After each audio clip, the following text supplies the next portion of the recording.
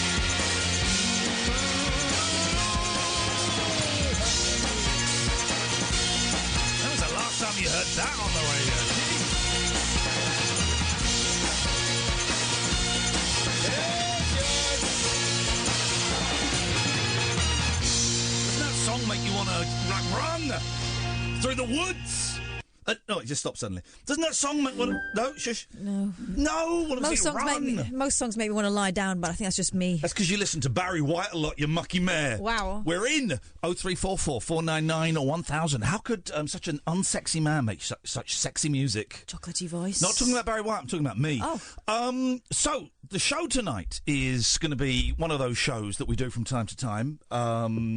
Basically, it's going to be a show. It sounded like I was going somewhere. Here's the thing, guys. I'm in a lot of pain. I'm in a lot of physical... Forget the emotional pain. I'm not in any emotional pain, and I haven't been for about 10 days. I'm in a great place. I'm in a great place. I'm in an excellent place. I'm in one of the best places mentally I've ever been in. Physically... The universe has to get its revenge. Exactly. Physically, the yin is my head. The yang is my back. Physically, I am in agony. And that's not even an exaggeration. I am in agony. You've seen me hobbling. Do you know what? I had to go and watch... I didn't have to. I chose to go and watch my eldest son play cricket today. And I know that one of the charity shops near me, by the door, they've got about a dozen walking sticks for sale. I nearly went and bought a walking stick. Oh. Because I could just imagine the relief it would give me. My lower lower lumbar, the bottom right of my back is in agony. But for a good reason, because I did a good thing today. I did something very special, something inspirational, something that I think can offer hope to all of those bereft of hope. I broke, I don't want to say world record, because I don't actually have the stats. It'd be great if you could get the stats on this, Catherine. I certainly broke a record on Twitch, and I certainly broke Limmy's record for the number of dabs done continuously on Twitch. Limmy's record was 350. I was streaming today, twitch.tv/Iain Lee, and someone said, do you reckon you could beat that? I said, I could beat that easily. I said, but I'm not going to do it for nothing. I want 10 subs. Straight away. A guy called Niles, he just gifted 10 subs to people. Just like, ba-dong, ba-dong, ba-dong. I was going, what are you doing? He really wanted to see those dabs. He really wanted to see those dabs. So I had to do it. And boy, did he do it. Boy, did I do it. I didn't do 350. I didn't do 360. I didn't do etc., etc., etc. I did 410 dabs. At 270, I thought I was going to pass out. I got very, very low. At 30, I was exhausted. At 30, I was exhausted. And these are full dabs. The way to do it, I'm going to stand up, but I mean... Because I'm going to say, Limmy's dabs was shallow. Shallow dabs. What you got to do is the head's got to go down. Yeah. And the arms have got to go diagonal. That's a deep dab. But then you can't then swap to the other side. No. You have to... Swoop. Arms come down, arms go up. That's why I was slapping my thighs, because I needed for Norris McWhirter to know that the arms had gone down. Yep. I did 410 dabs, which is... I don't know, how close is that to the world record, Catherine? Very. Right, why don't you actually just Google it, like I asked you to 3 minutes ago? You could just Google... Why are you... busy. Why are you pretending to Google something when you could just actually Google it for content for the show? No one cares, mate. Yes, they do. People care about it. All right, world record dabs. You're going to be upset, though, because it'll be way more than you're doing. 405. Okay, we're on air. Most dab dance moves in 1 minute. That's the thing, they did it in a minute. Okay, well, how many? 154 in 1 minute. That's close. Well, I did 410 in 5 minutes. So I could probably do 154 in a minute. Yeah, you might as well just claim that record then. Okay, fine. We'll just change it on Wikipedia. So I did that, but it came at a great cost, a great cost. Now, Nigel and Alan, stay there. We will come to you at some point. That is a promise. It came at great cost to me, and the cost is I cannot walk, I cannot sit, I'm in agony, I cannot drive. I can drive. That's a lie. I can do all of those things I just said I can't do.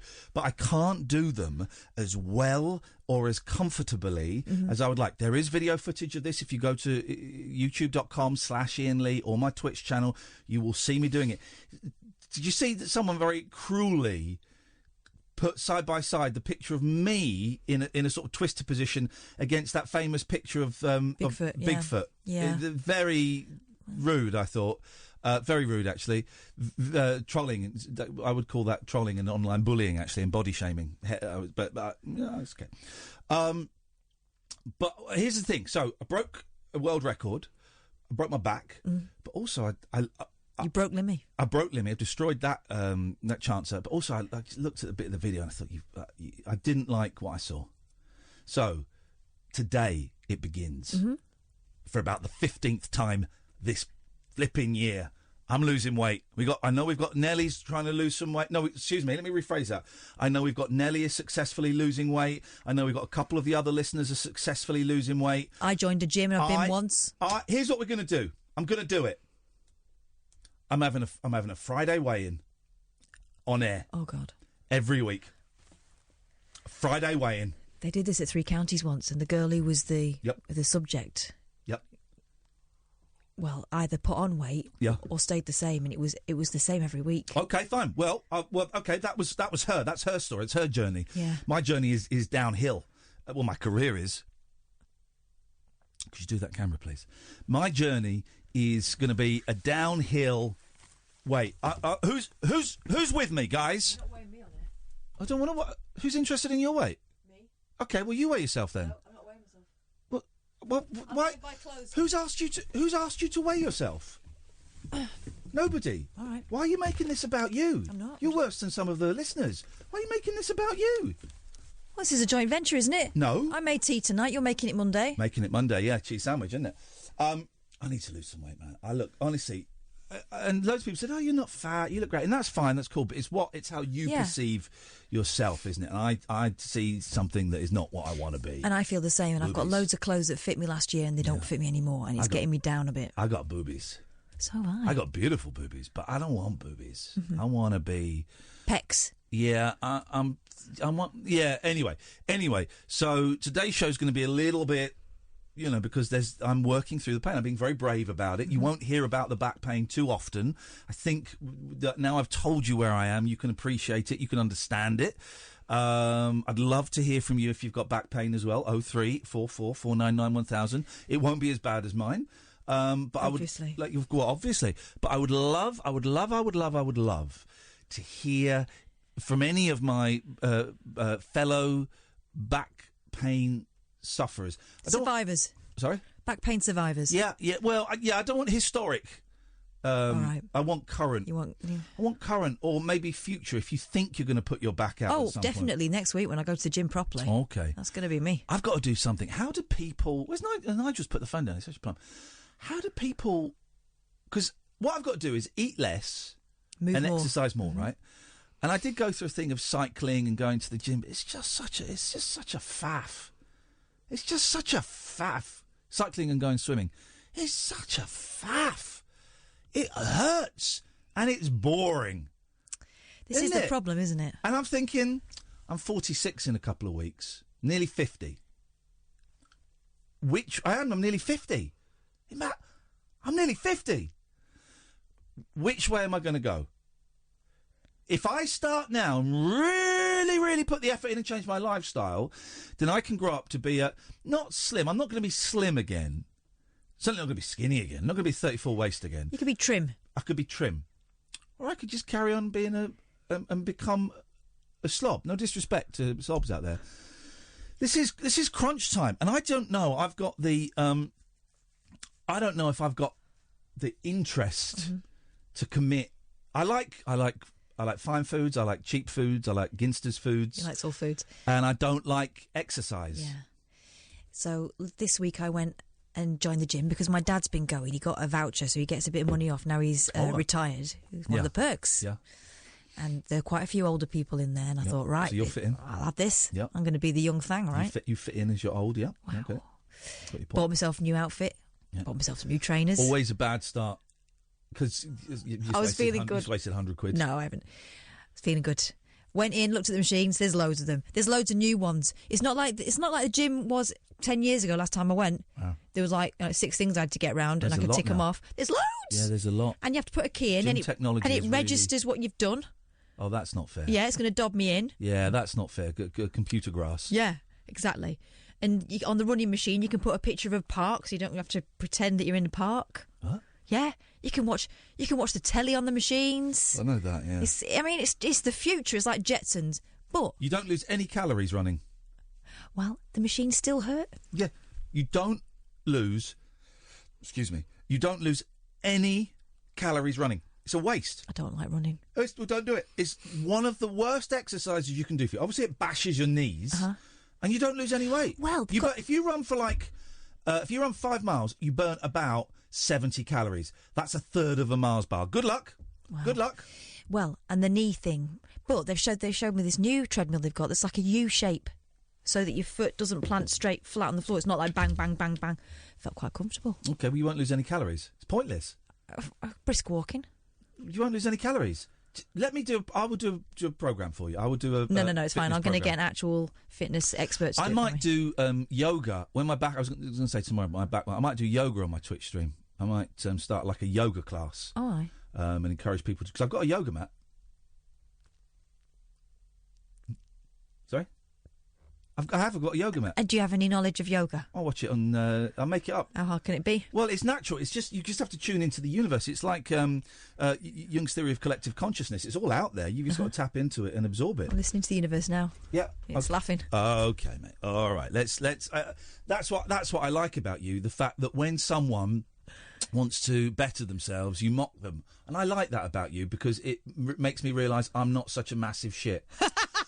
03 4 as you 0344 499 1000. This is the late night alternative with Iain Lee and Saki Boyle. The wild man of late night radio. The late night alternative with Iain Lee on Talk Radio. We have ways of making you talk. Okay, let's do this, guys. Let's dive into the phone calls. I just know that something tonight. I don't know what. I've not got anything planned. I know that at some point tonight, and I think it's going to be around. I'm just going to write down a time without even looking. What time have I written down there? 11:42. Something's going to happen at 11:42, or very, very near it. I've just had a premonition. All my premonitions have been right this week. All of them. 11:42. Something is going to happen.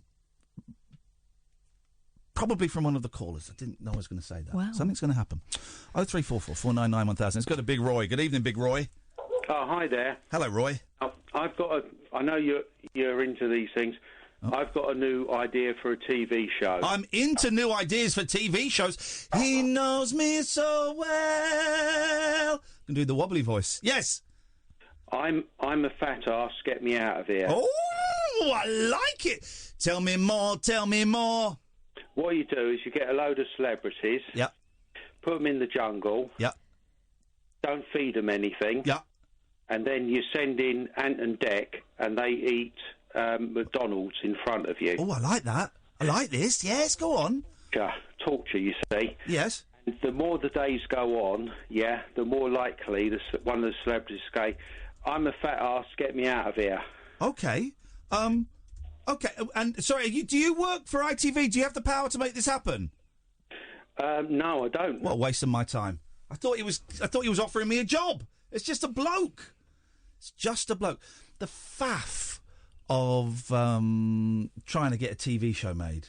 Oh, it's pointless. The meetings and the talking and the handshaking and the imagining and the dreaming and the hoping and the no phone calls. Is nonsense. I hate it. I hate that world. It's not a world I want to be part of. I want to be part of Craig's world. Good evening, Craig's world. Jeez. Hello, Craig. Hello. Hello, is that Craig? It is indeed, yes. Hello, Craig. This is Ian. You're live on the radio. Oh, hello. How are you? Very, very... I'm in agony, actually. Yeah, I feel your back pain. I'm suffering myself. Oh, mate, yes. This is what we want. We want Back Pain Brothers. Tell me about it. I'm just going to warn you now, Craig, though. It won't be as bad as Ian's. It won't be as bad as me. Tell me about it. I don't anticipate that it will be, but it is very bad. Go on. Talk to me. It's constant and daily. Does that compare at all? Well, mine has been constant and daily since I did it at about 11:30 this morning. Yeah, talk to me, Craig. Where does it hurt? What did you do? Let's get the facts and what I like to call the deets. It's short for details. The deets are it is lower back. Yeah. It is constant for about 2.5 years. Ooh. Okay. You're being very coy. I'm going to be honest, Craig.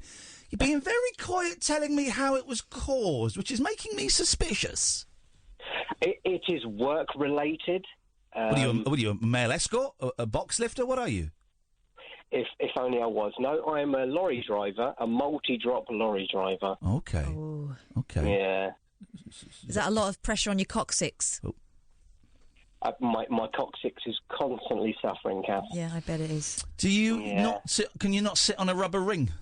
Or is that for piles? That's for piles, isn't it? It's for piles. You want to sit on one of those beady chairs? That is more long-distance lorry driving. You're multi-drop? Yeah. You're not Yodel, are you? No. I would have cut this guy off so quick if he had been. Would have just cut this guy off. I'm surprised he phoned the right radio station on the right day. We get a note saying, I tried to phone you last week, but you weren't in. Sorry, Craig, what? Sorry, what? No, what? What? So what are you going to do about it, man? How do you treat this? Have you ever been to see an osteopath, a chiropractor? Do you stretch, or do you just endure it? you just grin and bear it. Yeah. That's all you can do, I'm afraid. You are. Here's the thing, right? Have we got the phone number for Pride of Britain? Because it's people like Craig and more me, actually. We are what keeps this country going. We are the ones suffering more so than... there's all this hoo-ha about... carers, people that care for their family. They're saving like billions of pounds because they're not putting the people with disabilities or elderly people into care homes. Yeah, Big thing. Their backs are at risk every day. No, they go on a lot. Oh, they go on. Have hoists. They have hoists. They get too much attention. Okay, you care for your mum. You gave up your job and you don't have a boyfriend because you care for your mum. Whoop-de-doo. Craig has got continuous back pain whilst delivering tat from Amazon, right? I've had back pain for it's approaching 11 hours. I'm in agony, and yet I'm still doing it. Oh, but I've got to look after grandma. Oh, get over it. She's your grandma, for crying out loud. You're being the inheritance, No one's going to... I don't get an inheritance. Yes, Craig? If I can just correct, I don't deliver tat for Amazon. I deliver food products to privileged school children. Oh, in that case, I have no sympathy for you. Yeah, I know. I thought that. Good day. 0344 499 1000. No, I'm not having that. Fortnum's hampers for the young sir. for Lord Snooty and his pals. No, I'm not having that. Honestly, home carers, they get so much. We should get more money. Oh, we do. Oh, I've given up my job. Oh, I've not had a girlfriend for 30 years. Whoop-de-doo. Yeah, he got his injury dabbing. My back is killing me. Dabbing. 410 dabs. If anyone can beat 410 dabs, phone me up. Let's hear it. 0344 499 1000. Let's hear it now. Nigel, how many dabs do you reckon you could do? Jesus. Nigel. Oh, hello. Am I on air? A bit, yeah. Oh, I didn't know, sorry. Okay. 1,000.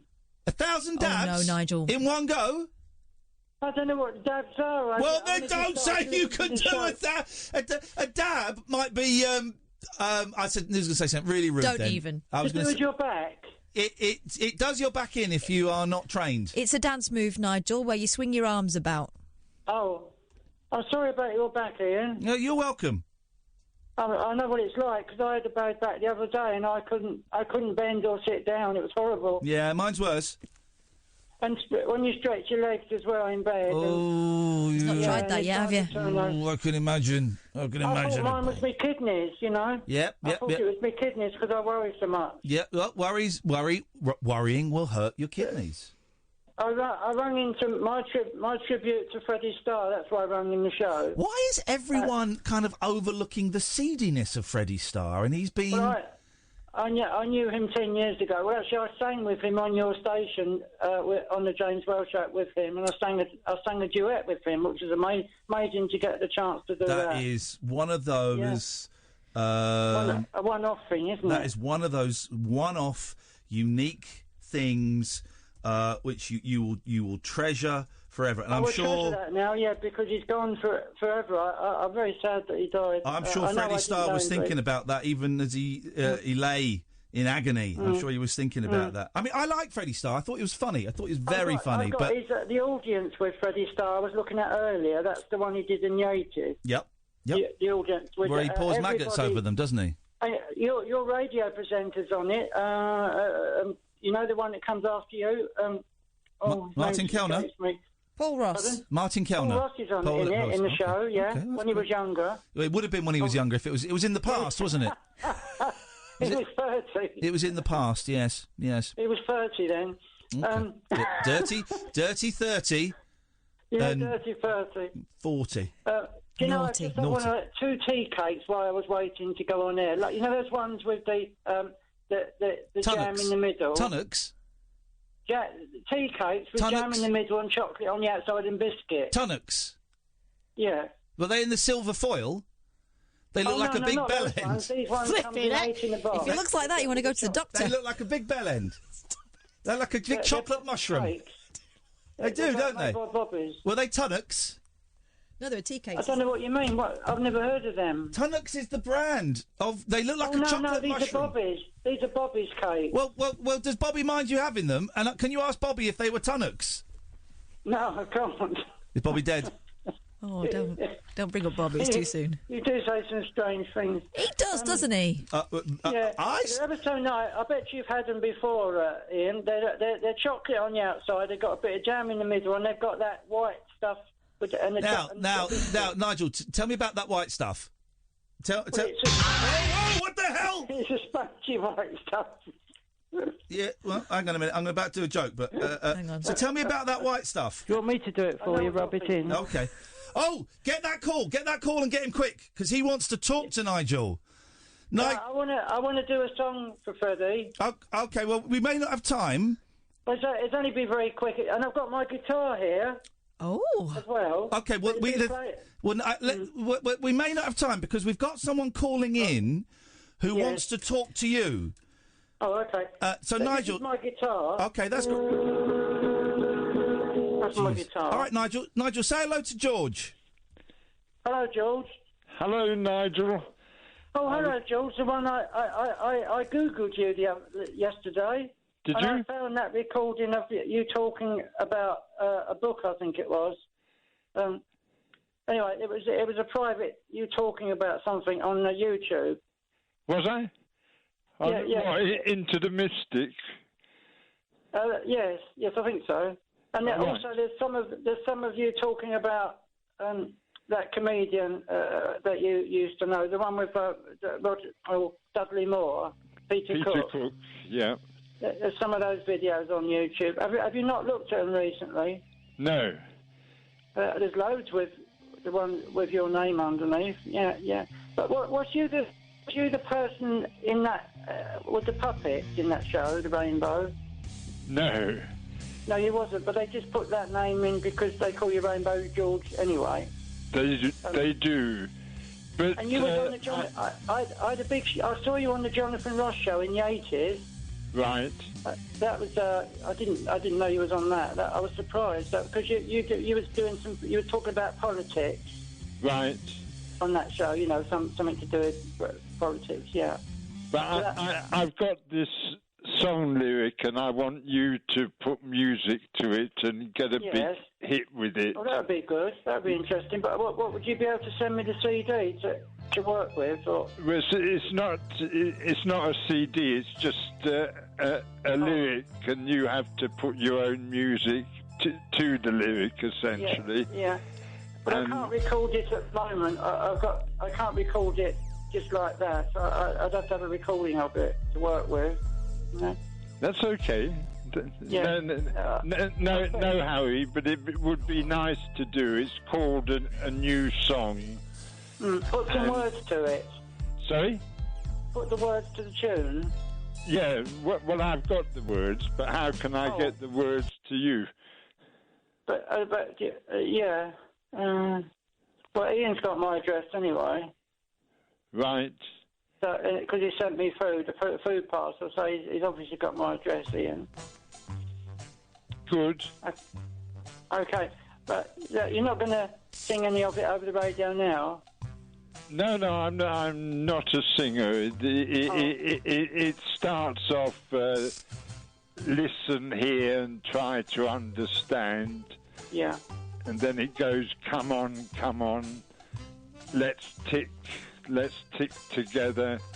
Yeah. Let's mark what's right, let's tick together, let's spark the light. A beat. I've got a keyboard still, and I could put a beat to it and a tune, couldn't I, to those words? Absolutely. Yeah, and I'd like to do that if you can send me the words. Okay. Yeah, well, if Ian gives me your address, I'll send them to you. Lovely, great. Oh, I was going to ask you, did you ever meet Harry Stoneham, the organist from Parkinson Show, the musical director?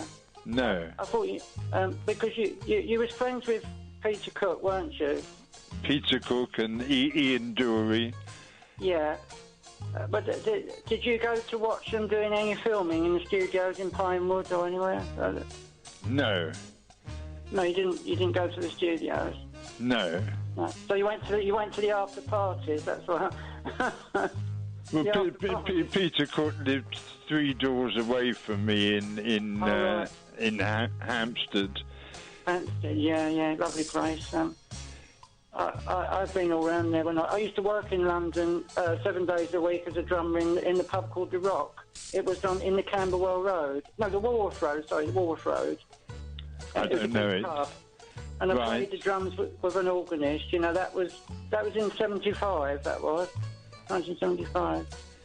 And, okay, well, this is boring. Thank you, guys. Okay. Thank you, George. Thank you, Nigel. Thank you, George. Bye-bye. Cheers. Bye-bye. I can only apologise to the listener. I just had to update my Facebook status. That's why we were away for so long. This is Talk Radio. The radio show for people who know the best part of the day is the night. The Late Night Alternative with Iain Lee on Talk Radio. We'll get you talking. If I saw Andrew Castle, I'd punch him in the neck. Hello, listen, sorry, just having a private conversation there. 0344 499 1000. Let's go to Ruby. Good evening, Ruby. Good evening, Ian and Kath. Good evening, Ruby. Welcome. Welcome to our world. Welcome to the Late Night Alternative. It's Friday. It's a very special Friday. It's probably the most holy of Fridays in the calendar. Special times, great times. I predicted that 11:42, something's going to happen. I'm not doing a bit. I haven't got a stunt planned or anything. I just feel that I'm really trying, Ruby. I'm really trying to trust my instinct and the voices in the head more than before. And they've just said 11:42. 11:42. Something is going to happen. Well, something is definitely going to happen. Well, I think it's going to be something of great import. It's my... Hang on a minute. Have I still got another break, or did we just do it then? I wasn't really paying attention. Is there another break? There is no other break. Oh, beautiful, fine. Ruby, have you cleared your throat? You had a little cough there. Yeah, don't cry. I haven't called in a while. But we noticed. It's my birthday today. Prove it. I don't know how. In all honesty, and with greatest of respect, anyone could phone up and say, well, it's my birthday today. Yeah. Get the equivalent of the free cake at the end of a meal. Yeah, which I have actually done before. I'm sure you have. I have actually done that. So we kind of have a rule here, Ruby. All birthdays, I do need a photocopy of your passport or stats. Driving licence. Yeah. I do need a photo ID with your birthday on. Can you provide anything like that at 20 to 11? Also, your mother's maiden name and the last three numbers on the back of your credit card. There we go.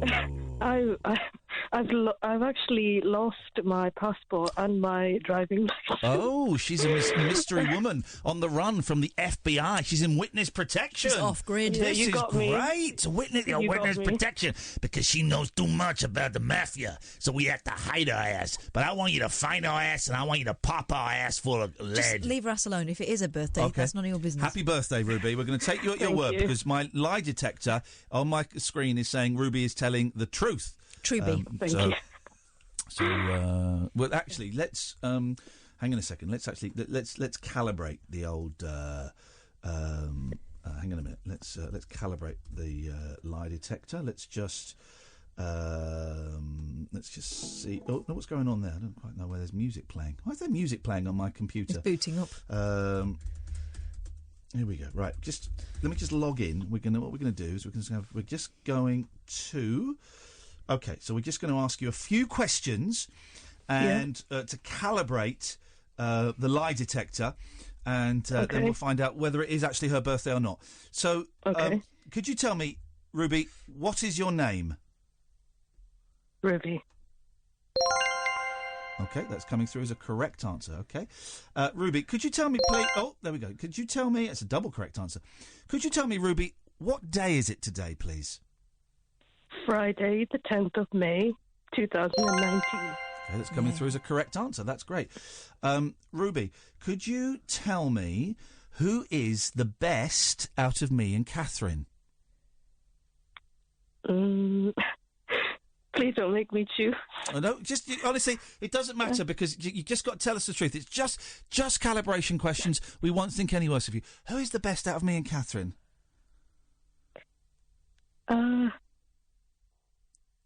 Oh, she knows what she wants to say, but she dares. Just say the truth. Just say the truth. We're just calibrating. She won't think any less of you, Ruby, I promise. Who is the best out of me and Catherine? I can't choose. Afraid you're going to have to choose for the calibration process.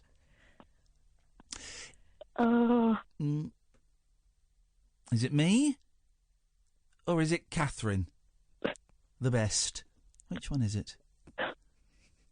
Well, if I don't say you, you're going to cut me off. No, I will not. I will not cut you off. Oh, Ruby, I would have thought you'd know me better than that. She's already planned that outcome. What did I tell you? I'm not petty. All right, you. Sorry.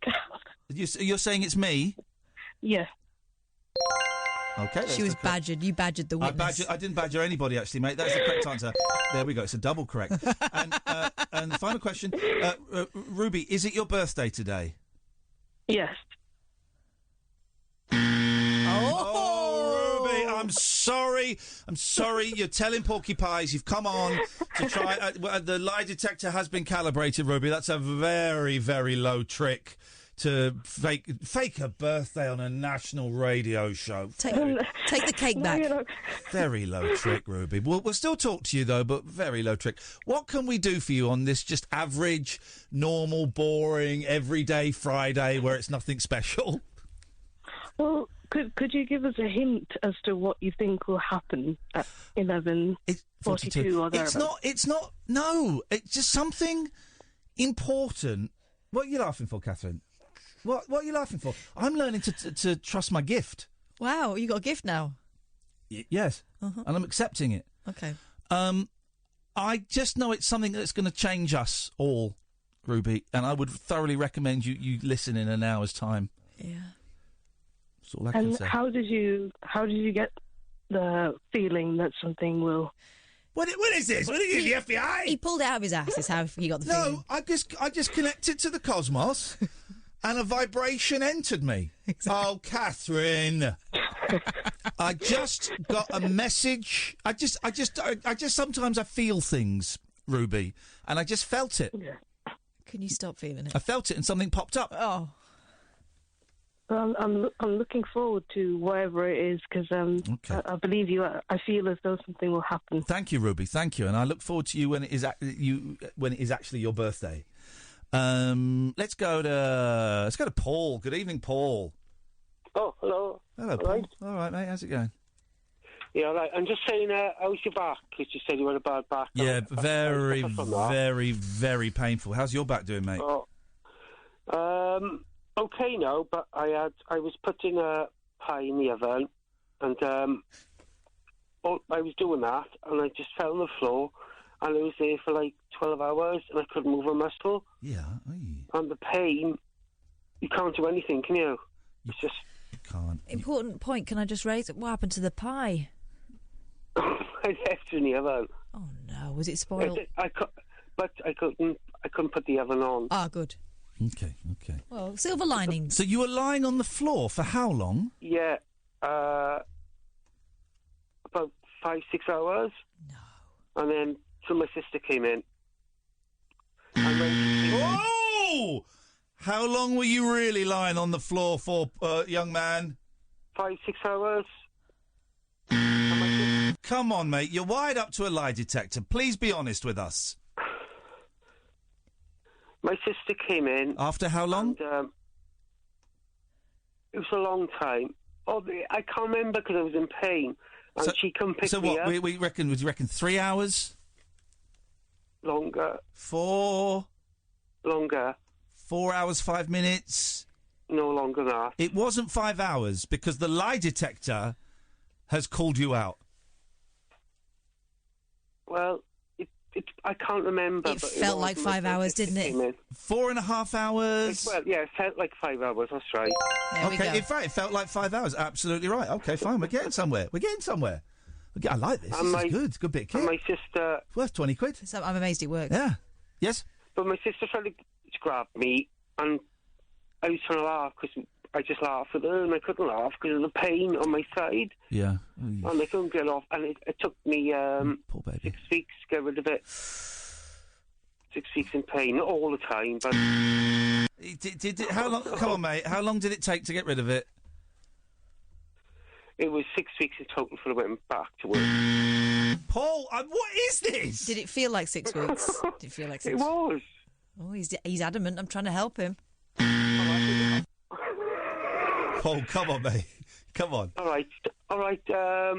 3 weeks severe pain. Yes? and then to get me back on my feet. There we go. We go. Another question from me, please. What kind of pie was it? What kind of what? Pie. It was, I don't know, a chicken pie, chicken and mushroom pie. Oh. There we go. He's got it right. Well done. Nice pie. Nice pie. And all right, sorry. No, go on. One more thing. Oh.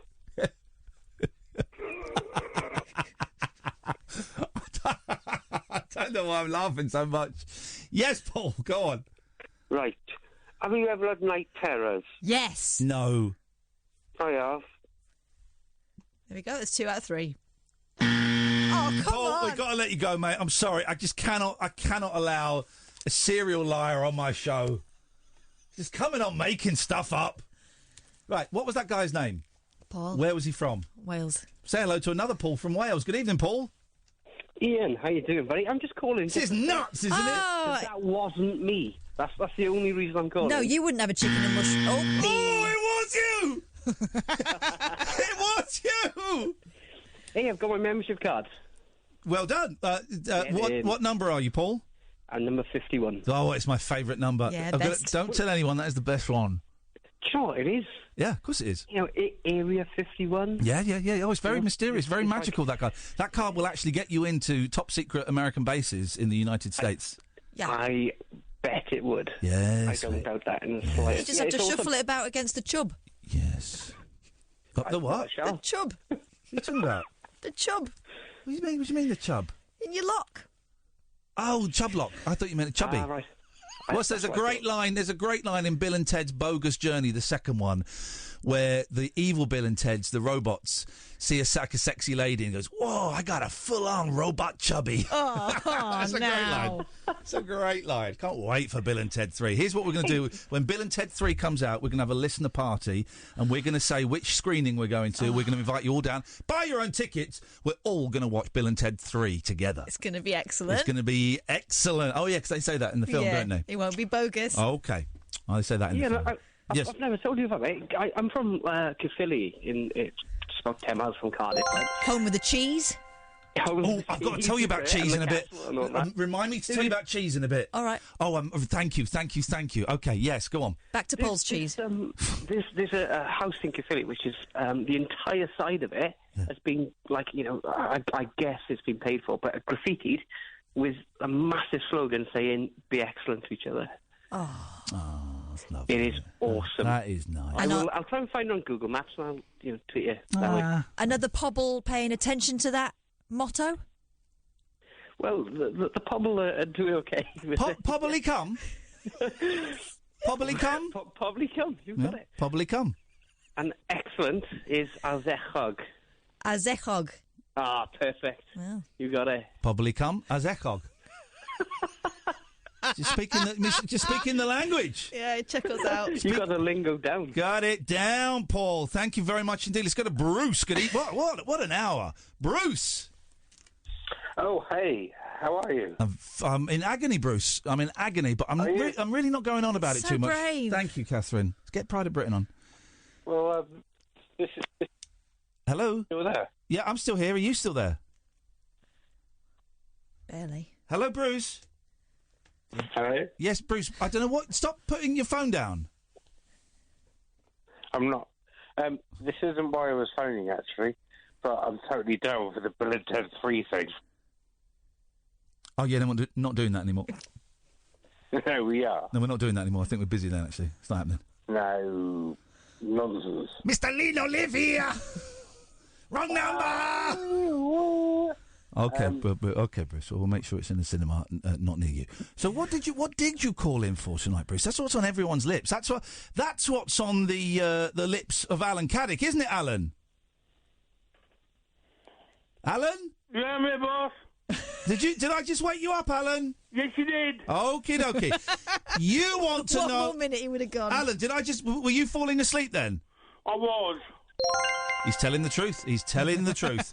Alan, we're keen to hear what Bruce has got to say, aren't we? Yes, we are. Oh, Alan's lying. Okay, Alan is not telling the truth. Go on then, Bruce. We'll ask you anyway, out of manners. What have you got for us? Well, I just want to say thank you for the Imani Coppola CD. Oh, you're the fella I sent the CD. No, you're the one that phoned up and just asked for it, weren't you? Oh yeah, because you weren't this pissed last time. You had a boot full of them. Yeah. You wanted one. Yeah. Well, I wanted one, and you gave me one, and now I'm very thankful for it. Did you swap it for a can of magic beer? No, I didn't at all. Have you listened to it? Yeah, I listened to it this afternoon. Is that true, lie detector? Okay, you don't. If you didn't listen to it, that's fine. You don't have to. You don't. No, actually, no. No, I'm not having that, mate. When did you listen to it? Have you listened to it? Yeah. It's okay. You've listened to it. CD player right now. Okay, that's true. But when did you listen to it? That's the question. This evening, just after I had my tea. Yeah. Okay. Because earlier you said this afternoon. Well, it was around that time. It came in the post yesterday, but I didn't listen to it yesterday. No. Thanks very much for your call. Watch your language next time. Dearie me, Alan, can we trust you? Just press the dumb button there, guys. Can we trust you not to swear like that potty-mouthed lunatic? Send that CD back. You don't deserve it. Actually. I never swear. Have you never sworn in your life? Not on the radio. Not on the radio. You did get chucked out of the bookies for swearing, didn't you? He didn't swear. He was racially aggressive. Nah. He used racial language. Yeah, but I know with radio there's certain etiquette. But do you know what etiquette means?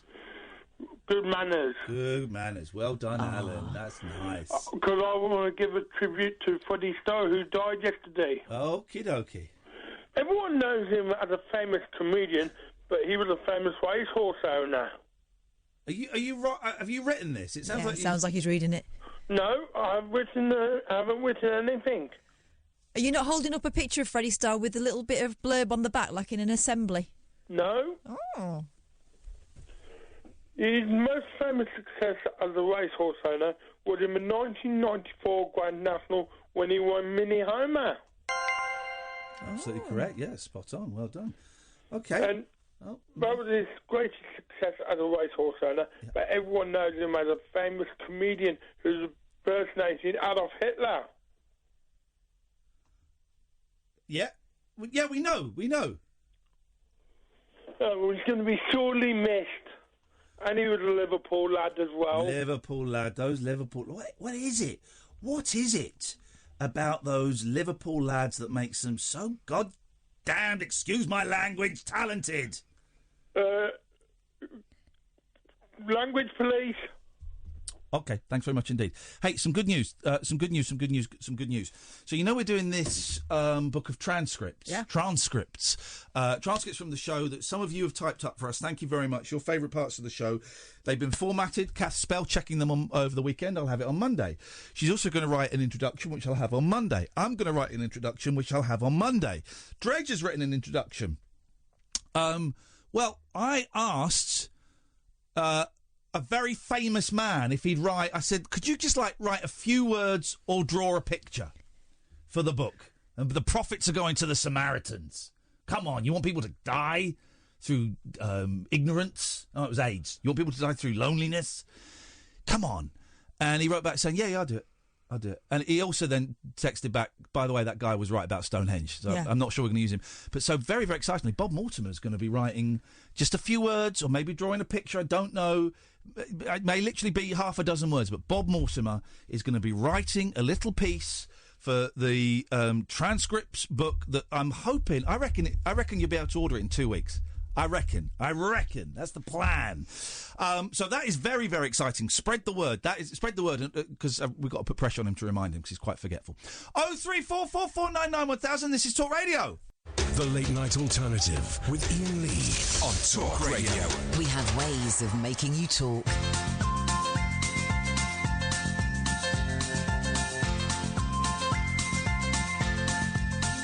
There's a voice that keeps on calling me.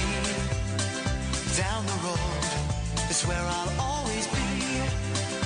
Every stop I make a new friend. Can't stay for long, just turn around and I'm gone again. Maybe tomorrow I'll wanna settle down.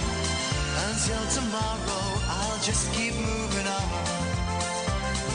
road that never seems to end.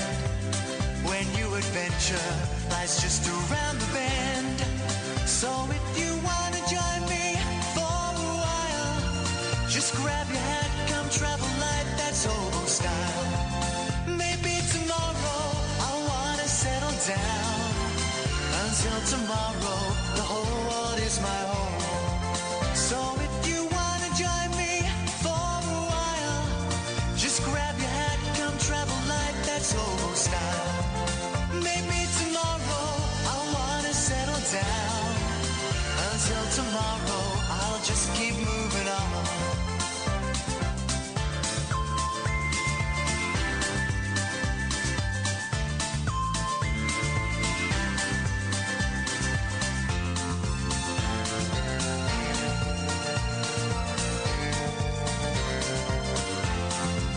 Maybe tomorrow I wanna settle down.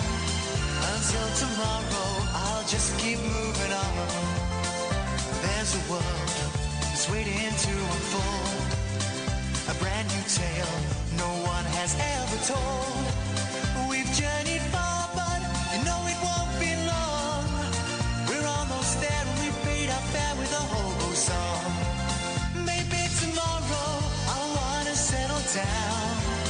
Until tomorrow, I'll just keep moving on. Here we go, here we go. Let's have them all up, Amy. Let's have them all up. Here we go.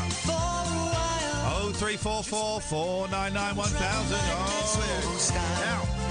Maybe tomorrow I'll find what I call home. Until tomorrow, you know I'm free to roll.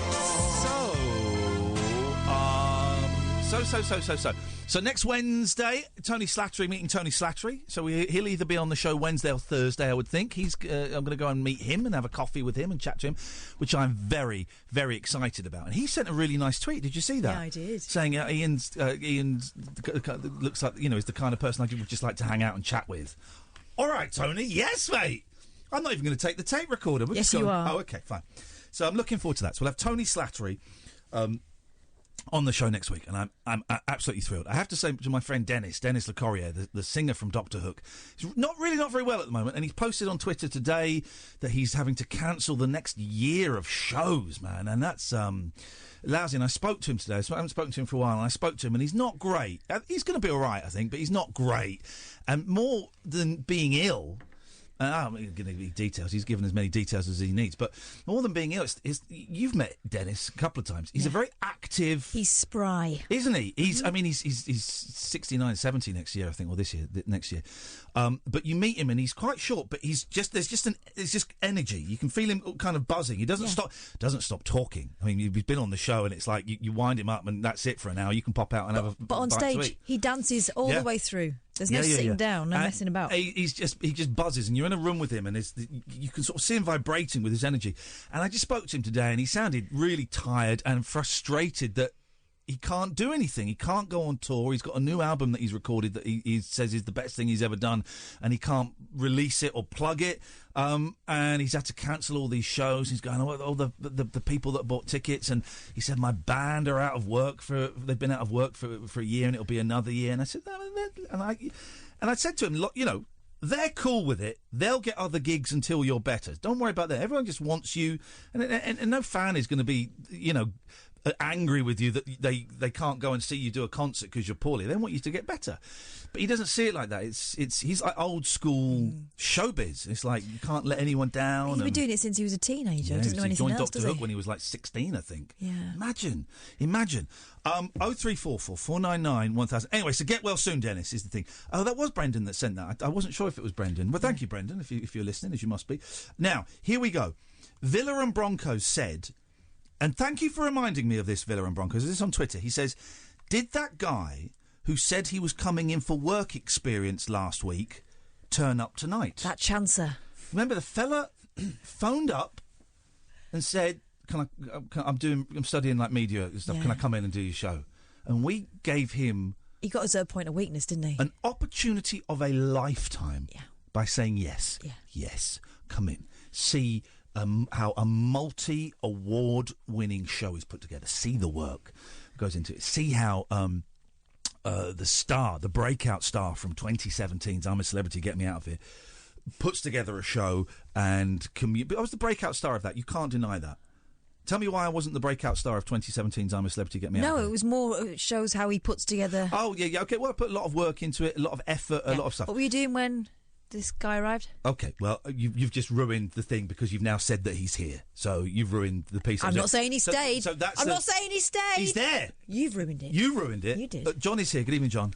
Morning. Afternoon. There we go. Now, you phoned up wanting to come in here. Why would you want to come and see this rubbish, man? Well, it was desperation, really, and excitement. I would have said excitement first. If you want to make it in this business, but okay, go on. I was just a big fan of the show. There you go. And I saw an opportunity. I took it. Yeah. And we're here. It paid off. It paid off. You're really getting to see how salt is turned into copper. That's what we do here. And you're studying, what was it, media and radio? Yeah, broadcast journalism. Can't offer you any advice on that. It's doing the same course I did. Oh, Jesus, I'm so sorry. Or this could be yours. You yeah, exactly. Unless you work really hard. I didn't do any course. I'm getting twice what she gets. So I would say quit now, quit the course, forget the qualifications, follow the crystals. Oh, you did, didn't you? I did. I followed the crystals, and that 11:42, something is going to happen. Something is going to happen. I can feel it. Yeah. I can feel the energy. John, you spent the last hour sat with Amy out there. I did. Yeah. How did you find that? It was really good. I got to see the show from a sort of side-on view. Yeah. Got to look at all the calls coming in. Yeah. Really informative. Who has been your favourite call this evening so far? I think it was Nigel. Oh, a Nigel fan. Wow. Okay. He's got a nice bedside manner. I don't know if I'd want him by my bedside, but I know what you mean. Okay. Well, John's going to sit in the studio for a little bit. We don't normally let people sit in the studio because I'm going to be honest, I hate it. But I do. Honestly, I hate. It's why when we invited you in and it went to a break, and Catherine, why did you do that? You hate having people come in. I do, but I'm also a nice guy, and I like to help out the younger generation. Yeah. And I just said it as a spur of a moment thing. But it's nice to meet you, man. But actually, it turns out you're all right. So well done. Keep taking liberties then. Listen to Mum. What? You're all right. Well done. If you want, I'll roll you a doobie. I will not roll any doobies. We will smoke a J-bong after the show. No, we bloody won't. Well, we will do that, and then we'll go and play Wipeout on the PlayStation, if you want, and listen to Aphex Twin. What? Just that's you being hip. I haven't got a clue what any of that stuff No, is. exactly, and that stuff is 20 years old. Yeah. Let's go to this. Could be good, or it could be bad. We just don't know. It's going to be one or the other. It's Yasmin and it's Michaela. Oh, it's going to be noisy. My ear's bleeding. It's going to be noisy. Do you remember us? Sorry? Do you remember us? I do remember you. Yes, you're the annoying. You're the annoying girls that phoned in ages ago. Yeah, like 10 years ago. 10 years ago, when I was on, was it Absolute or LBC? LBC. LBC. But you were like 7 or something, or 12. You 12. Yeah. Well, we sounded 7, but we were actually like 15. Yeah. 15. Wow. Well, now you're old.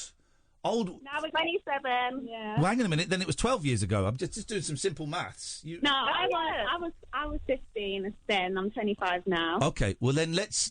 So this is great. This is like that Davina program, the same time next year, but 10 years later. Except in real time. Okay. So let's do it. So which one of you? Shut up. Which one of you is a junkie? None of us. Okay, all right. Which one of Where's you... that lie detector? Oh, yeah. Hang on a second. So they're saying none of them are junkies. That's the correct answer. Okay. Which one of you is very, very seriously in debt? None. Oh, unlucky! It's not true. So what's been going on in the last 10 years? Well, I mean, we used to come down to our dad. Are you Siamese twins? Have I missed something? They talk at the same time. Yeah, because I missed something. Why are you always together? No, hardly ever now. Oh, you hate each other?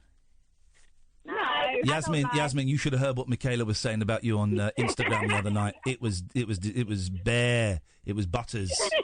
It was bare butters. It was disgusting. Yeah, it was salty. It was very, very fresh. I mean, that's probably what we used to talk like back then. And now you sound like very, very sophisticated old women. So, Thanks, we try. You try. So what's going on then? What's going on? What's happening for you two? What's happening? Oh, I don't feel like much has changed. Jeez, you haven't phoned me up for 10 years and you can't think of one interesting thing to say. What is that about? Michaela's a dental nurse now, and I'm a midwife. Oh, so both ends of the body are covered by your hands, by your Top and bottom, in and out. I don't know which one of those is the more disgusting job. Fannies or mouths? They're both grim places to look. Yeah, but something nice comes out of the fannies. Never comes out of the mouths, does it? Well, if the mouth were used more often, then nothing would All right, okay. coming out of the fannies. Okay, well, so why? Hang on a minute. Here's the thing. Here's what I'm guessing. Right. You called me 10 years ago. Yeah. You stopped listening about 9.5 years ago. Yeah. You got together tonight, got a little bit tipsy, let's say, and thought, do you remember that? I wonder what that Iain Lee's up to. Who? Remember the guy on LBC? What, Steve Allen? No, the rubbish guy. Let's have. He's on the air tonight. Let's phone him up and see if he remembers us. Am I close? Sort of. Well, our dad has been a fan for the middle of those 10 years as well. Okay. He always listens to you forever, so Yeah. Okay. he inspired us. Yeah. Okay. Well, I hope you're having a great night. Are you? I have nothing to say to 25-year-old women. I'm so got nothing Are we making you feel a bit awkward? You're making me feel old. That's what you're doing. You're making me feel old. I genuinely do remember you phoning up because there was a lot of giggling going on, much as there is tonight. And you think, flipping heck, man, 10 years, it's like that. You know, it's just gone. Are you happy, you two? Are you happy? Is everything going all right? Yeah, everything's good. Definitely. Wicked. Well, that is wicked. Shut up, Grandad. Well, good. I'm really glad. Hey, listen. Maybe we could speak in 10 more years. Yeah, 2029. It's a date. All right. Well, take care. Nice to speak to you two. Thanks for calling. Bye. They sound exactly the same as they did 10 years ago. Someone listening will be able to find a clip of Yasmin and Michaela from 2009. 2009, I remember them. Isn't that funny? How quickly. Well, you wouldn't forget that double act, would you? Jeez. Did they talk in unison then? Yeah. Yeah, they did. And that was the mix that we had. I seem to remember them phoning up when I did the Drive Time show on LBC. Oh, right. The Drive Time show, now hosted by Eddie Mayer. Jeez. And, you know, you'd get 15-year-old girls phoning up and 80-year-old women. You know, it was a great mix. Now we get Alan Caddick and... if you can stay awake. And people like Dion, don't we, Dion? Good evening. Good evening, Dion. We'll come to you. It's a teaser. It's called a teaser. It's a teaser. Not a taser, a teaser. We'll come to you after this. The Late Night Alternative with Iain Lee on Talk Radio. Just talking about my dab record, which I set today. 410 dabs, which is a world record. How many dabs can you do in one session, Stephen? Hello there. Yeah. How many dabs can you do in one session, Stephen? I could probably break the world record, to be honest. Go on, then. Well, I can't really. We're through call. Oh, sorry. I thought you said you could break the world record. Now you're saying you can't break the world record. Okay, well, that's... Well, I can't prove it. I'll believe you. I've got a lie detector here. Put the phone down. Break the world record. Let's hear it. How long have we got, then? Is it a minute? We're here until 1 o'clock. Yeah, I know that.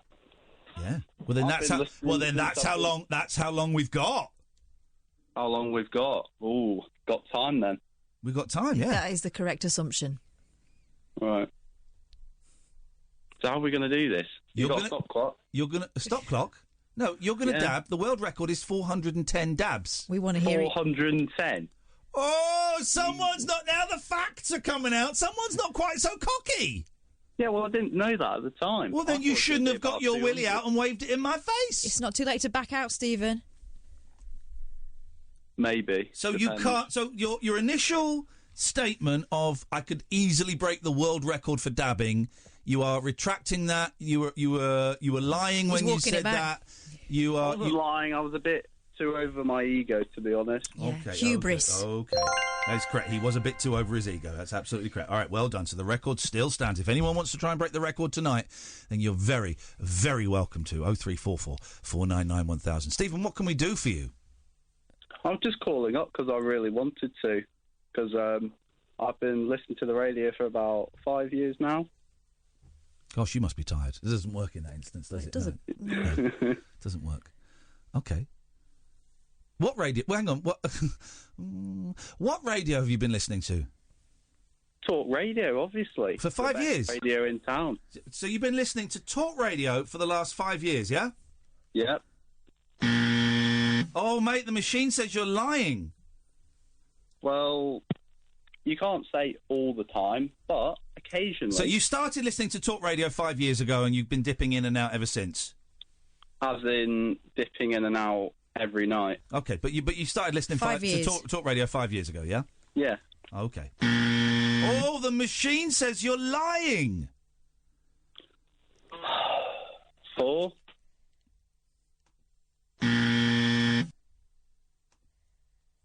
3.5.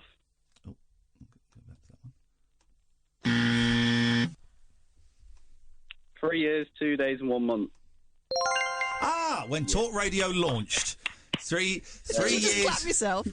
So talk radio launched on the 21st of March 2016. That's when the radio station actually opened. So that's to have been listening to it before then, it would have been impossible. That's why the lie detector picked up the lie. Be psychic. But that's not likely to be fair. It's not likely because it doesn't exist. Oh, I don't know about that. Cass got chatted fake. I've got the latest from the psychic world. Okay, well, what is it you want to say, Stephen? You're on, and it's great you're on, and I'm really enjoying your company. You're a nice guy. He's a nice guy. He's a nice guy. Johnny's a nice Stephen, guy. you seem quite nice. I'm not like that other chap last night. Oh, no, that one. Flipping, eh? that one. Which one was that, Jamie? I mean one. Yeah, Jamie. that guy. What did he do? He was very angry. He bullied me because he accused me of being a bully. So he bullied me, and he kept phoning up. Just stating the facts, trying to be more humble. Yeah, weren't you? To be fair. Yeah, I'm the most humblest guy I know. I can't. What is that song? Oh Lord, it's hard to be humble when you're perfect in every way. Do you remember that song? No. Oh Lord, it's hard to be humble when you're perfect in every way. No, I didn't know that song, but I knew it was going to go like that. My time. Okay. Yeah. I feel like I'm doing all the work here, Stephen. Oh, well, first time caller, it's hard to do. I don't know how you do this for 3 hours straight. Wow, sometimes we don't. What have you been up to today, Stephen? Tell us about your glorious day. Well, I went to college today. Oh. Did a bit of photography work on my assignment that I've got about identity. Hang on a minute. Great big nightclub. And he put me up a couple of days early. I came in a couple of days early, and they put me up at what they call the Star Suite. Here we go. Now, here I am, headliner. Please be quiet, Stephen. Please be quiet. And I wake up at 8 o'clock in the morning in this Star Suite, all by myself. Yeah, that's what I said. Oh. But I did what I've always done, man, to cheer myself up. I picked up my guitar, I sat down, I wrote me a little song. Here we go. Now, this is how it feels to be alone at the top of the hill, trying to figure out why. Here we go. Oh, Lord, it's hard to be humble when you're perfect in every way. It's a big hit. I can't wait to look in the mirror, 'cause I get better looking each day. He was on the Muppets singing that. He went on the Muppets singing that, Stephen. Do you know the Muppets, Stephen? Oh, everyone knows the Muppet. Yes, mate. Who doesn't? Yes, mate. Hang on. Well, I don't know if everyone does. Hang on. Dion, do you know the Muppets? Yeah, I've got Dion, don't let us down. Hang on, Steve. We just need to... Dion, do you know the Muppets? Yeah, I remember them. My kids love them. Oh, he's lying. He doesn't remember them. He was just trying to be part of the gang. OK, Stephen, well, I feel that we've certainly filled 4 minutes of radio. I don't know if anyone's life has been enriched, but, we've filled. Hey, good luck with your project. Thank you, Kath. You're welcome. Have a nice night, guys. Hang on, what about thank you, Ian? You were a bit mean to him. I wasn't mean to him. He didn't bring anything to the party. He was telling me about his project, and then you... He was just taking pictures. I can take pictures. Stephen, I'm here as well, if you want to say anything. Sorry, mate, I forgot your name. Absolutely understandable. Goodbye then. Unbelievable. Unbelievable. Callers. Did you know that guy? No, I didn't actually. All right, But, I'm going to hunt that guy down. Stephen, if I were you, I would sleep with one eye open tonight. Oh. He's been listening all that time. Yeah, well, for 5 years. And he gets that. Let's go to someone who will only listen to for a few minutes, but it will feel like 5 years. It's Dion. Good evening, Dion. Good evening, Ian. Good evening, Catherine. Are you going to say hello to our guest, John? Hello, John. Evening, Dion. There we go. You see, now everybody's acquainted. Let's get physical. I think Talk Radio, I first listened to it in the 80s. Here we go. With Caesar, was it? I'm getting bored of doing this now. Yeah, that's right. Yeah, that's right. Telling the truth. It was just different radio. It was just different radio. That's what it used to be called. It was just different radio. Yeah, that's what it was entertaining. It was good. And now it's rubbish. It was entertaining back then, and now it's a load of old crap. Anyway, I listened to something today on the news. You know, with all this climate change and everything. Oh, yes, I've heard about this. What has the government gone and done? Uh-oh. Solar panels. They've put the VAT up to 15%. Oh. How do I know? So where's the incentive to get renewable energy? Oh, God. Not dying horribly in, like... No, but the financials is what he's saying, and I agree that I agree with him, but I also agree with me that it's a little bit boring. Yeah. I'd like solar panels, but it's just such a faff, isn't it? Well, I think you'll have to live about 30 years in your place before you earn anything out of it. Well, yeah, okay. Well. Now, stick with a good old, I don't know, just put everything nuclear, it'd be a lot better. Yes, nuclear, that's what we want. Yeah, it's a lot cleaner. Yeah, totally. Bit tricky to do at home, though. I don't know, you could probably get signed on eBay, do it yourself. Yeah. Oh, I'm just scanning Dion. Oh, Dion, you sound a little bit radioactive, buddy. Oh, that's why my toenails have gone green. That would explain it. Radioactive, which is actually not how you describe Dion's phone calls. 03444991000. This is Talk Radio. The wild man of late night radio. The late night alternative with Iain Lee on Talk Radio. We have ways of making you talk. I've asked you to do, and because I've actually done quite a lot of work on this. You've done nothing so far. It's not editing. I've asked you. You've been bossing a man about in Pakistan. Mate, I've collated all of the stuff. I've put it together. Shut up. I've put so much work into this book, and you haven't done anything yet. Yeah. So, yeah, if you could just spell check... I don't know. Would you mind just spell checking the book for me tomorrow? Would that be okay? Right. Would that be okay? Could save someone's life? Would that be all right? And then I will get Bob Mortimer's bit. I'll chase him up because he's quite flaky. I'll write my bit. I will then go through the rest of the book that hasn't been formatted. I'll do all... Which bit's not been formatted? All he's done is format the text. We've got to do the intro. We've got to do the front inside cover with the copyright and all of that. We've got to do I've got to do the thanks. I've got to do the credits. I'll do all of that. Okay. It will take me absolutely flipping hours. But you don't you worry about just going through it and with a spell checker. With my with my brain. I'm not using a spell checker. Yeah, exactly. I don't mind doing it. You asked me what I was doing this weekend, and I told you, and you made a song and dance about it. I don't know if anyone knows this. I seriously hurt my back today, breaking the world record for dabs. Speaking of songs and dances. 410. Now, I had to fill my car up with petrol, and I was really hoping I could avoid filling my car up with petrol, because there's a lot of movement there, but I had to do it. There's no way around it. So I went to the petrol station near where my kids live. I don't like going to, because the man talks a lot. And I filled up, and I shuffled in. Shuffle. And he said, "How are you doing? Are you all right today, sir?" And then when someone asked me that, I said, yeah. And I went, well, actually, no, I'm not all right. I've really hurt my back. Oh, God, he didn't ask how, did he? Yeah, and I said, I was lifting a heavy box. Good. And he said, right, he said he'd studied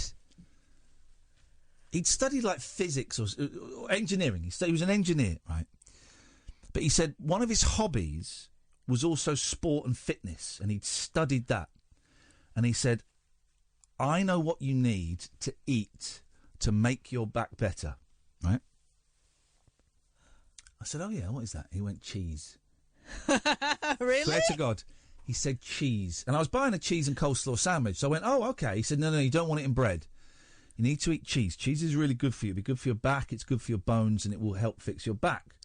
And I'm really slowly trying to shuffle out, and because I can't really turn over my shoulder to look at him, I was walking out the shop, then he would just say another thing, so I'd have to stop and turn my whole body to look at him and go, okay, right. And I kept going, and he said, yeah, cheese. You really want to eat cheese, it's good for your back. And then he went, and there's another thing. What is it? And I'm there just thinking, oh, God, please. And he went, cheese and... Oh, yeah, the other thing you want to eat is fromage. That's cheese, right? Yeah. That means cheese. French cheese. And cheese in French. I just went, okay, right. So basically you've told me to eat cheese and cheese. Cheese and cheese. Cheese and cheese for my back. Now, I don't know. What does he mean, like a fromage frais? Well, that's what I thought, like a petit filou. Yeah. That's what I thought. Swiss. But that would be... I don't know. Maybe he did mean that. Maybe he did. But it just seems very... He said, first of all, I'm not sure if cheese is good for your back. Should I Google it? Oh, you'll Google that? Which is obviously nonsense. I'm interested in that. But you won't Google... How many dabs to get Norris McGuire to come out? You won't Google an actual fact that could benefit me financially. Cheese for bad backs. That you'll Google... If anyone has experienced this, maybe I'm poo-pooing. Well, I'm poo-pooing it because it sounds like bullshine to me. But maybe there is something in that cheese can help a bad back. What have you found, Catherine? Okay, anyone who works at desk jobs know pain is inevitable, blah, blah, blah. What can you eat? Cheese. Enriched white flour. Oh, no, this is what you want to get rid of. This is what I mean, John. I don't know when you finished your course. You came to me too soon. No, I didn't. You Google, is cheese good for your back? It comes up, no. No, I didn't. I put cheese and bad backs. Well, why would you do that? It doesn't make any sense. All you got to do is cheese good for your back? It's got calcium. Yeah, it's got calcium in it, you're right. Isn't that good for bones? But is it good eventually, but not straight away. But also, you don't. Yeah, no. But cheese, I would suggest that that cheese is, if it is anything, is going to be worse for your back. We'll just sit and wait, Kath. It says most of the time when we say a certain food is bad for your back, like in the following list, it's because it's high in one of more of three items. Blah blah blah. Anyway, so bad: soft drinks, sports drinks, alcohol, coffee or tea. Okay. Good: water. Decaf. Where is cheese? Dairy. Bad. Almost everything. Butter, cheese, milk, ice cream, yoghurt, many more. So good. Cheese... Dairy substitutes. Substitutes? Substitutes. So, a dairy substitute, imagine that would be disgusting. Imagine the stench. So cheese is bad for your back? Saying cheese is bad. bad. Well, that petrol attendant better sleep with one eye open tonight. This is the Illinois Back Institute as well. They know their stuff. Let's do this quickly. Good evening, Jake. Hello there. You I believe you live with John? Well, I certainly do. Just checking up on him. How you doing, John? You all right? Hi, Jake. How are you? Yeah, they talk a lot of nonsense, don't they? Really? I mean, you should get involved a little bit more. Look keen. Wider. Oh, we cut him off. I'm sorry about that. He's calling in. He wanted to. He's annoyed that I haven't mentioned that he's available for piano functions at weddings and things. But not manners lessons. Okay, well, fine. Well, he was doing quite well without you, Jake. I would suggest don't hire that guy. He sounds like a loser. He sounds like bad news. He sounds like a scumbag. I bet he doesn't even know how to open the piano lid. I know how to open the piano lid. Wow. Yeah, I can do that. 0344 499 1000 is the telephone number. Catherine, why don't you crack open... Oh, I thought you'd never ask. This month's edition of Chat. It's fake. My sister's started reading this. So she should. Everyone should. This is... Explain what this is. This is my Christmas present. from you, a subscription to Chat is Fate, the #1 magazine for all things paranormal, supernatural. Yep. It comes in a, as you can hear, cellophane pack, and you can't see what's on the front page until I remove this little insert. Oh, that's what they do. That's how they do it, is it? That's how they... so what have we got? Oh, here we go. So front page. Yes. And the other thing about it is, this is the summer 29 issue. I'm always 2 months ahead, so it really is quite spooky. Summer Star Spectacular, the best psychic advice. We are real Ghostbusters. The universe guides my life with the number 23, through the dark times. Okay. Wouldn't it be amazing? Wouldn't it be amazing if it said on there, and something weird happens at 11:42 in my life? It would be amazing. Does it? No, it says across the middle. It says sacrificed by my dead lover. Jesus. So he could live again. Okay. The dead lover sacrificed her. Yeah, apparently. But how did she write it? And how did he do it? I think she might have survived. We'll find out. How does he live again? Is he alive again? This is the whole point of the front page. It draws you in, and it's working. Okay, well, okay. I banished a phantom child snatcher, sucked into an open grave, and they chanted for Satan, and communed with the fairies. Sucked into an open grave, please. All right, here we go. This sounds Have you got like suitable sucking music? I have actually. Sucked into an open grave, page 33. Let me get some. Everyone. Let's get some.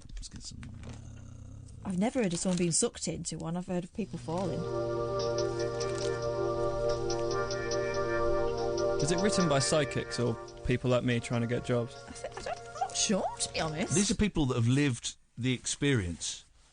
You need. Oh no, you're an advert. We don't want you. Hang on a second. These are people that have actually lived the experience. Here we go. Hi, this is Ron Jeremy. You're listening to Porno Sonic. What?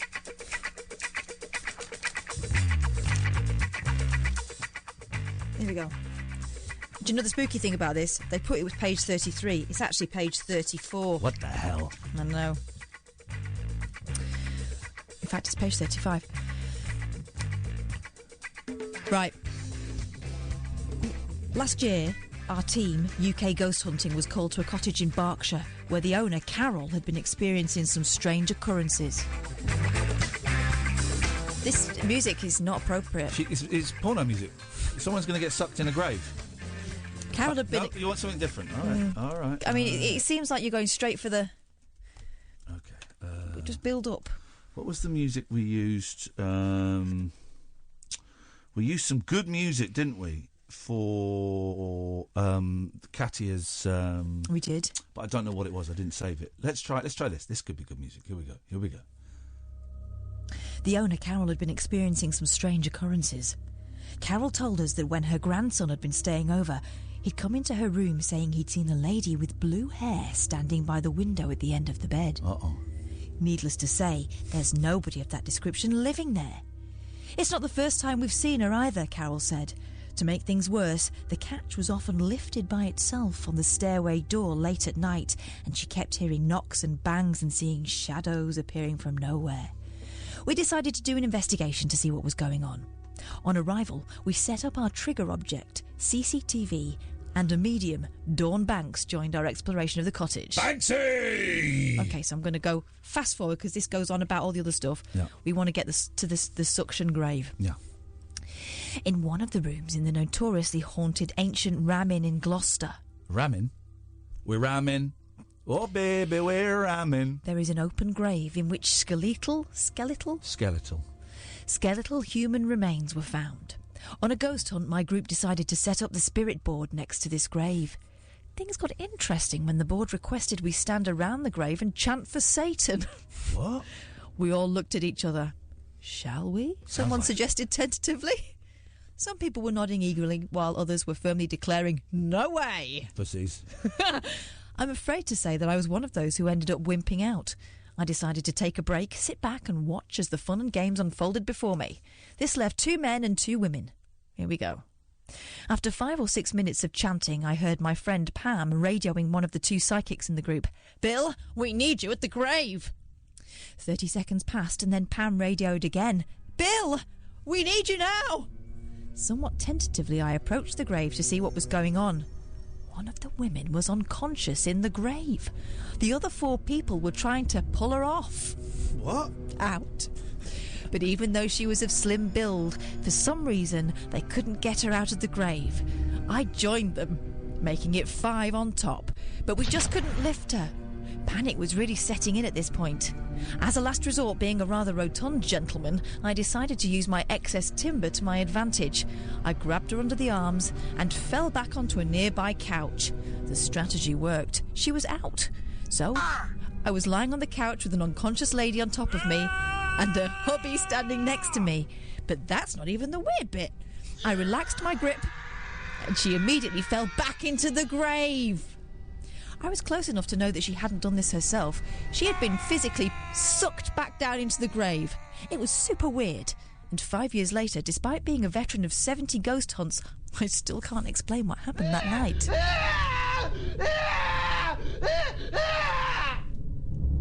Is that the end of the story? Yeah, there's a thing here about the Hellfire Caves, though. Okay, well, hang on a second, because I said something was going to happen at 11:42. It's 11:41. We've got a call on here, a name I don't recognise. This is genuine. I'm not doing the thing. Let's carry on with that spooky music, actually, because I just got a feeling something. Oh, excuse me. Let's go to Courtney. Good evening, Courtney. Is it me? Is that your name? Yes, it's Courtney. I'm in the bathtub right now. Okay. Right. This is a question I've been wondering for a little while now. I've been listening to you, and I wonder if right now an international news story broke, something like the American president was assassinated, something like Princess Diana, would you two suddenly become proper news story broadcasters? Oh, that's a good question. Well, you obviously haven't been listening for the whole duration of the tenure of this show, because it happened a couple of times. Well, she'd be wrinkled. You're absolutely right. I've been listening for about 3 or 4 months now. Okay. I can't be bothered to do the sound effects. Well, here's the thing. We were on air. Can you turn off the whole death haunted music? No music. No, can't do that. We were on air when the Manchester arena bomb went off. Okay. And we become. Here's the thing. Yeah, we can and we do it. We can. And Catherine is a trained journalist, and I'm just a bloke. Yeah.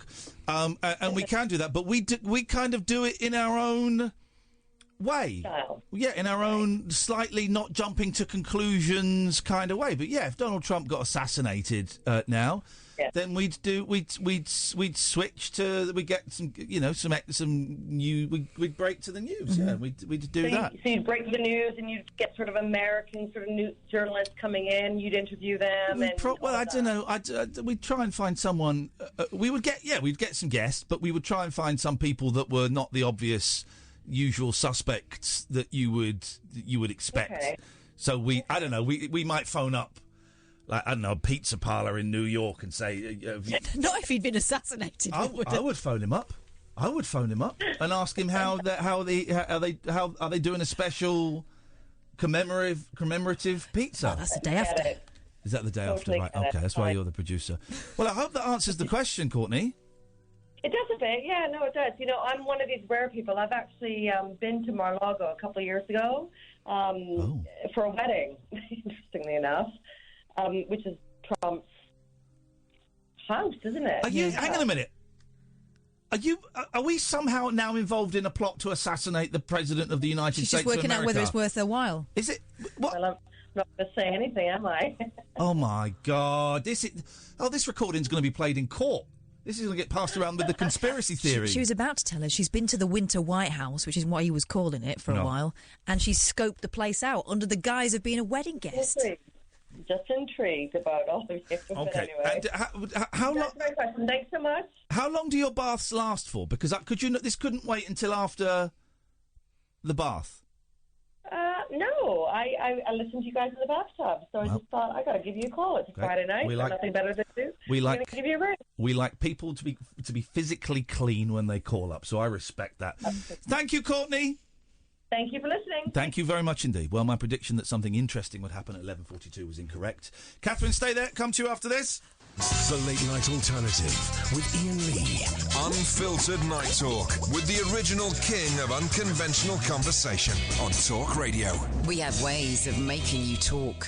Okie dokie, it's the last hour and 12 minutes of my professional week. I'm not doing Well, I'm going to stream tomorrow at 11, if I'm up, maybe a little bit later. Whenever I get up, I'm going to do some streaming on Twitch. That's happening, and I'm going to stream me playing some games, because I haven't really been playing games.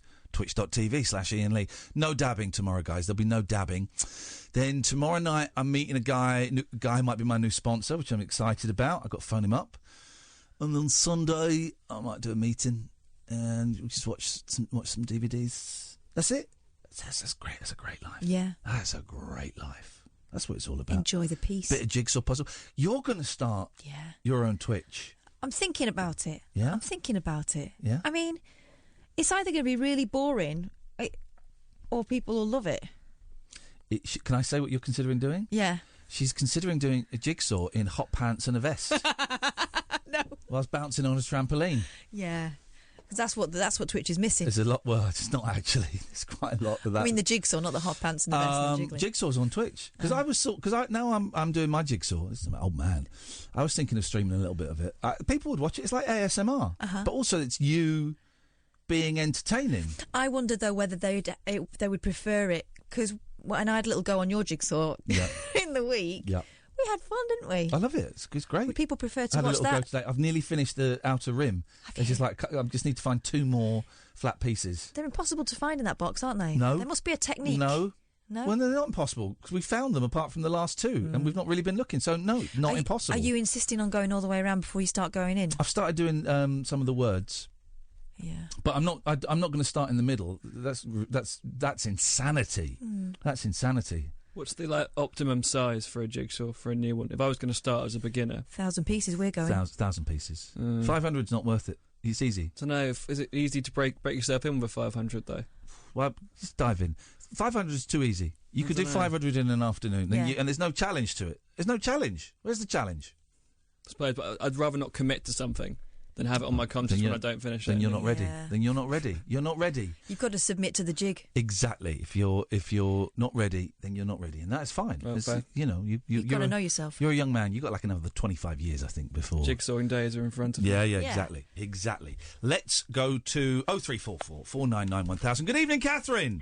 Hi, Ian. Hello, Hi, Catherine, number 1. Hi, Catherine. Hello, John. Hi there. There we go. What can we do for you, Catherine? I just wanted to ring in because it was interesting and Cass was reading Chat It's Fake because our ghost group was interviewed by them several years ago. Yes. But it's a strange magazine. It's really peculiar. Well, it's great, isn't it? It's really because it's outside of the mainstream media. It's really where I get all of my news from. Oh, really? Yeah. Mhm. And Cass just happened to get a subscription for it at Christmas. Yeah. Oh, exactly. Well, it means I can read hers. Well, that's true. Yeah. That's very true. Yeah. But they were very how can I put it? Very easy to lie to.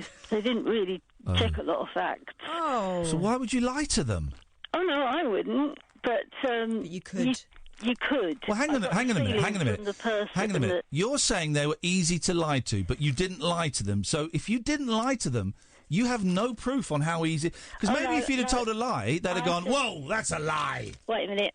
I said I didn't lie to them. I didn't say one of my group. Oh, scumbags! Well, your group should be closed down. Well, my group was not taught to do that. We were a scientific group more. But obviously not if you've got liars in there. Yeah, well, we had a mixture, and needless to say, the person that we're talking about didn't killed. last very long anyway. Good. We don't want. Here's the thing, right? We don't want liars and scumbags in the world of paranormal investigation because it just muddies what is already quite muddy water. Well, it's just that what they do is, in the end, liars have to have very good memories because they shoot themselves in the foot all the time. Yeah. And we partly guessed this person wasn't for us anyway. But it was an interesting. And they'll be judged by God and Jesus. Mhm. Well, I'm not au fait with a lot of religion, but yes, I do believe that you're going to be judged eventually. Totally. But Judge the Judy article itself was quite good. But as I say, it was so long ago, and I didn't even know that it was still running. Still going. Still a great Yeah. magazine. It's still the best magazine out there, as far as I'm concerned. It brings a lot of pleasure and a lot of comfort to the lonely and the bereft. Me. Yeah. Who came out to interview you? Was it Roy DeLune? Sorry? Who came out to interview you? Can you remember? No, but I've got the copy somewhere of the magazine. Photocopy it, send it in. Kath can read it out, and I'll play porno music underneath it. Yeah, I think sounds like a that's- deal, right? I think Okay, that's the but best yeah, we can do. we each got a copy of the magazine, and we went through a stage actually being interviewed by where we live in Hertfordshire. The local paper came down and frightened the life out of us because we were doing a pub, basically. Yeah. And we didn't do it with lights or anything, we did it just with torches, and the reporter came down at 3 o'clock in the morning and banged on the window as me and my friend were standing there, frightened the life. What an absolute idiot. That guy's he needs to sleep with one eye open tonight. Trust me. But we've had so many, so many coincidences. It can't just all be coincidences. Well, it can. No, I don't think it can. Well, it literally can. Coincidences could literally be just coincidences. Yeah, not as many as we've had. And that's just a coincidence. And that is a coincidence. But we've got photographic evidence and video evidence, and it's just. I'm telling you, it's. Send us one bit of video evidence that proves ghosts. Well, I can't prove ghosts, but this. Thank you very much for your call, Catherine. Listen, we've got to move on because I want to squeeze Ollie in. Thank you, Catherine. Let's go to Ollie. Good evening, Ollie. Hello, Ian. Hello, Ollie. Hello. I want to step up to the challenge and do the dab challenge, and I think I can beat you. Okay. So go on then. What was your number? 4. It was more than 4. Tell me, it was 410. Yeah, I know, 410. Okay. So it's going to make boring radio. So maybe in the background. Okay. Well, listen. Okay. Where? Describe yourself. Describe your body. Describe your age. What you're wearing. Yeah. This isn't for the record. This is just for my kicks. Go on. Yeah. Okay. 31. Okay. Years of age. So past it. I would say an unathletic body, but not so unathletic that I can't climb up some stairs. Okay. He's a stair climber. Sturdy. Yeah. So, not awful, but not great. Okay.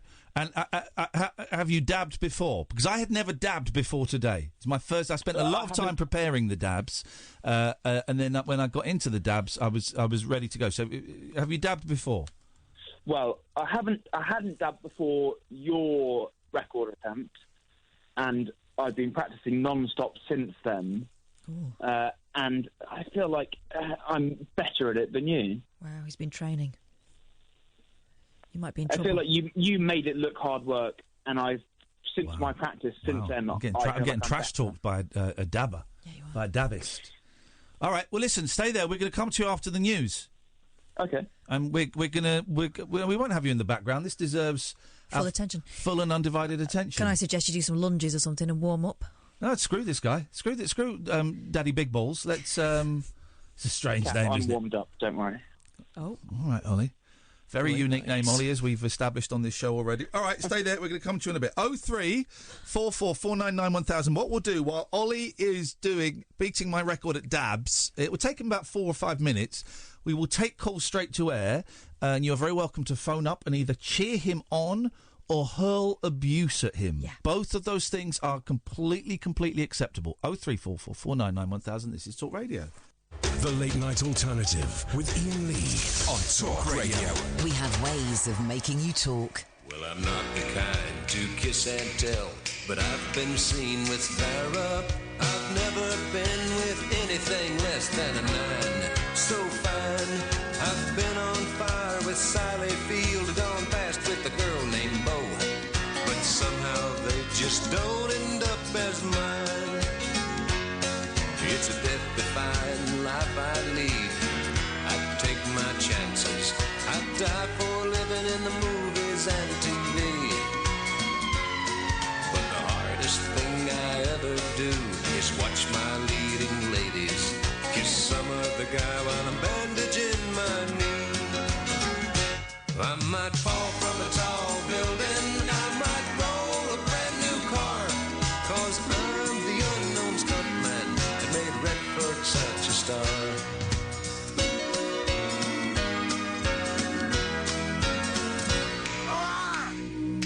I've never spent much time in school, but I've taught ladies plenty.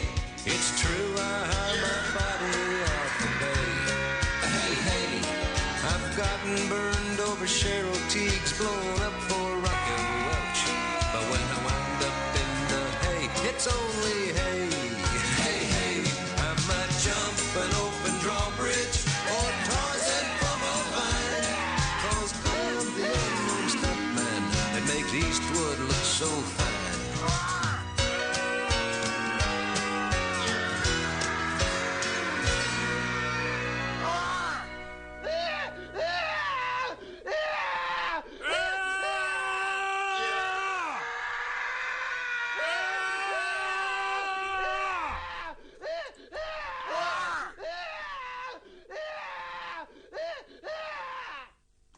Let's go to line 2. Line 2, you're on the wireless.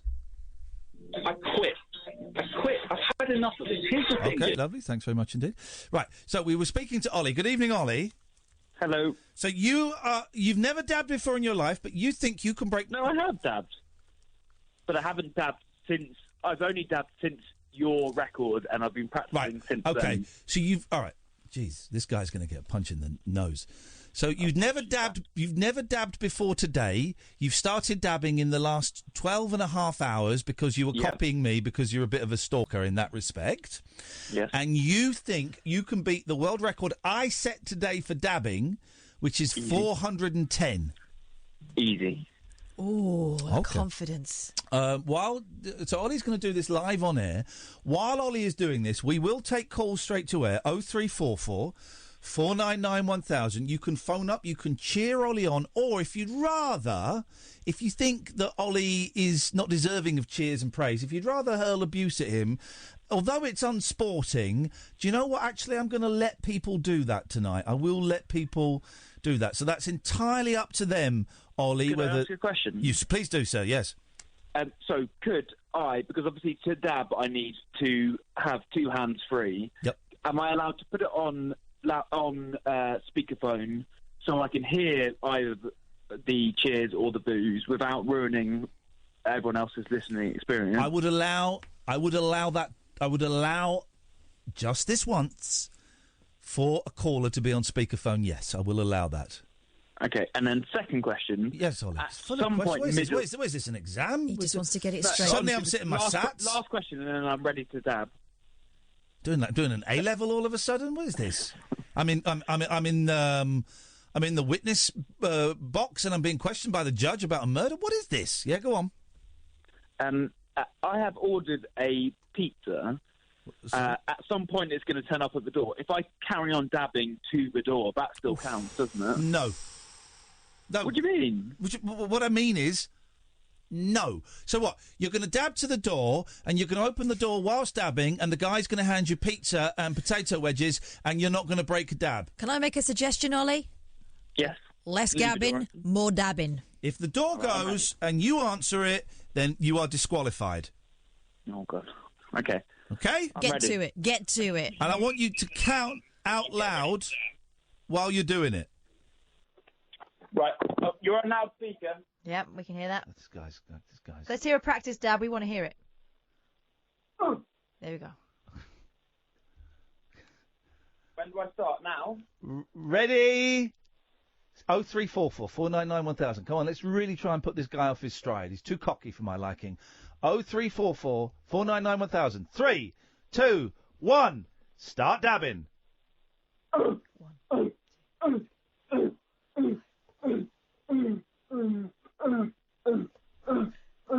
Very fast. Stop! You're not dabbing. You're not dabbing. I am dabbing. You are not dabbing. You're just going, You are not. You're going from side to side. You have to. You have to lower your arms in between each dab. What you are doing is not physically possible to be dabbing at that speed. Well, yeah, not in your world, but in my world it is. It's not. I can't do it now because I'm very, very seriously injured. Catherine, try and dab at this speed. Stand up and do it. Hey, not you. Stay out of this. Ollie, stop. Oh, I can do it. He's not dabbing. He's not dabbing. I am. I don't believe you. I can do it slower if it makes you feel better about yourself. I think but you'll make... I am. It will make me think, it will make me believe that you are actually dabbing if you do it within the realms of physical possibility. Yes. Okay, well, let's start again then. Okay. Ready? Yeah. Steady. Yeah. Go. Now, stop dabbing. Sarcastic dabbing. I'm doing it, and I don't know what else I can do. You can do it without the stick up your ass. I am doing it. I am doing it. You can do it. You drop the attitude. Drop the attitude, boy. Ian. Dab properly. Come on. I am dabbing properly. I've kept the rules, and I'm doing it properly. It's not my fault that you were particularly slow. I'm going to do something. Ollie, right. Hello. How much can I trust you? Yeah, you can trust me. Can I really trust you? Tell me a little bit about your background and about your life. Tell me who Ollie is. What is Ollie? What is an Ollie? Tell me. Oh, he's just a fun-loving kind of guy who's pretty good at dabbing. Just supposing. No. What? Don't. What? What do you think I'm going to do? You're going to use your phone. Yeah. And so he will have your number. All right. Are you on Skype? Can you get to Skype now then? I don't have Skype, but I could set it up within the 5 minutes. Set up, right. Here's what we're going to do, boy. We're going to set up Skype. Oh, you're going to record me, aren't you? I'm going to watch you dabbing, because I don't... Oh, this stuff got serious now. This stuff got serious. I'm shy. I will... Shy. I want to watch you... I want to watch you dabbing. Otherwise, Ollie, it could be argued you're just going... You're using this as some weird masturbatory fantasy. You caught me. Will you let me watch you dab? Yay or nay? Oh, God. Good night, Ollie. Thank you for your call. What an absolute scumbag. The human lie detector strikes again. What a scumbag. Well done, mate. Unbelievable. He's just making the noise, wasn't he? Yeah. He was just going, People like that. The first, and that's what caught him out, was greed. Yeah. Was greed, hubris, and arrogance. The first dabbing noises were too quick. You have to go up, then down, then up. Too quick. Was not humanly possible. If he'd just been a quarter of a second slower. I could tell he was faking it. You recognise those noises, do you? Oh, I certainly do. A quarter of a second slower, just slightly less greedy. He would have got away with it. He would have got away with it. But I'm sorry, we cannot. As Roger says, was he dabbing or dry humping a pillow? Well, I think we all know the answer to that. We cannot condone that sort of behaviour, particularly when it's something as serious as the Guinness Book of Records, when I believe, was it Norris McWhirter's brother that was assassinated by the IRA? Was it? I don't know. I've put that out there. I don't know if you'd call it an assassination. What does it have to be? Who does it have to be an assassination? It has to be politically motivated, doesn't it? No. John Lennon was assassinated. What could be argued that was politically motivated? I think he did it because he thought Lennon had gone crap. I think. But maybe it was politically motivated. It's the act of killing a prominent person for either political, religious or monetary reasons. Okay. Well, in that case, yes. It's got to be a prominent person. The killing of... And it's got to be for one of those three reasons. There are two factors there. So, yes, the murder of Norris McWhirter's brother would have been an assassination then. Yeah. If his brother was indeed murdered. Can we get some Ross stats? McWhirter. Yep. Yep. He was murdered by the Provisional IRA. Irish Republican Army in 1975. Yep. Cause of death, assassination. There we go. That's what it says. Assassination is not a cause of death. Assassination is not a cause of death. Simon in New Forest, don't tweet me, because I'm not happy with you. They're not, Simon. Seriously, I'm furious with you. I've seen some. I've been made aware of some pretty lousy behaviour. So don't even tweet me, man. Don't even tweet me. Don't even tweet me. Don't even tweet me, man, because I've seen some pretty lousy stuff you've been saying online about people, and I think it's mean, and it's I'm speechless. A cleaner trapped in a broken lift for a weekend had to drink her urine to survive. Oh, blimey! I don't know if she had to. For a weekend. The unnamed woman in her 50s was reported missing after last being seen on the afternoon of Friday, May the 3rd. She was found almost 48 hours later at 12:42pm on Sunday, May the 5th. In the building in Margate, Kent, police said officers were able to manually open the lift and free the woman. She was taken to hospital as a precaution. The woman was said to have bruising after trying to escape, and a relative claimed she had to drink her wee in a bid to avoid dehydration and to eat her own faeces so that she didn't starve to death. No. A relative? What relative? Call yourself a mate, telling the modes details. What relative would do that? Would say that? Sister. Probably.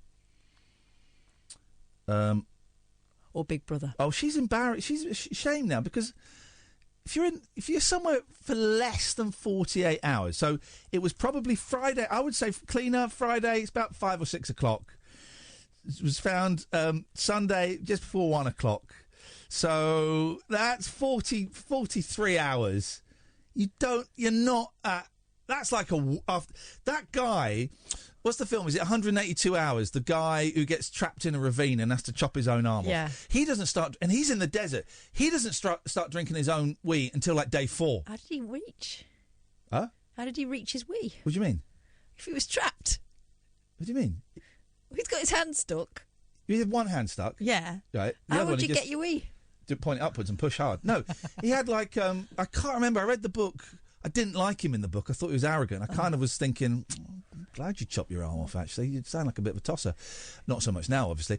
But he had, like, his water bottle, I think, and he just put his... Dinkle in there. And did it. But then it was all... Then he left it out in the heat, and it... Anyways, it's went off. It's a good film. Controversial film, because it stars James Franco. Ah, right. Who I like. Yeah. But the book is a good book, but I just didn't like the guy in the book. I thought he was arrogant. Kind of thought, good. I'm glad you got stuck in a ravine for 182 hours. I'm glad. That's what I'm glad of. Was it, spoiler alert, was it absolutely necessary for him to chop his hand off, or could he have got away with it if he'd just hung on a bit longer? No, he would have died. He would have died. So he chopped his... I don't know if he chopped his whole arm, but he did it with like a really crappy little knife. Yowza. Oh, nasty. Chopped it off. And then he's like running, but he's not that far. I think he's like 2 or 3 miles away from people, but he was going to die. It's a good book. Hang on a minute. Oh, Ollie's back. No, it's actually Ross McWhirter this time.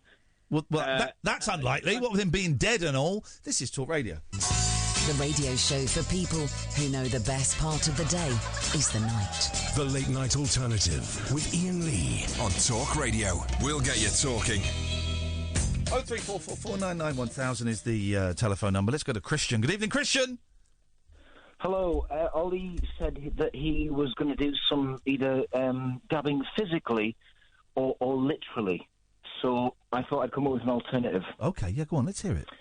Would you like some philosophical dabbing? Ooh, cheeky. This just got very, very sexy. It's yes. very 2019. Midnight, it's time.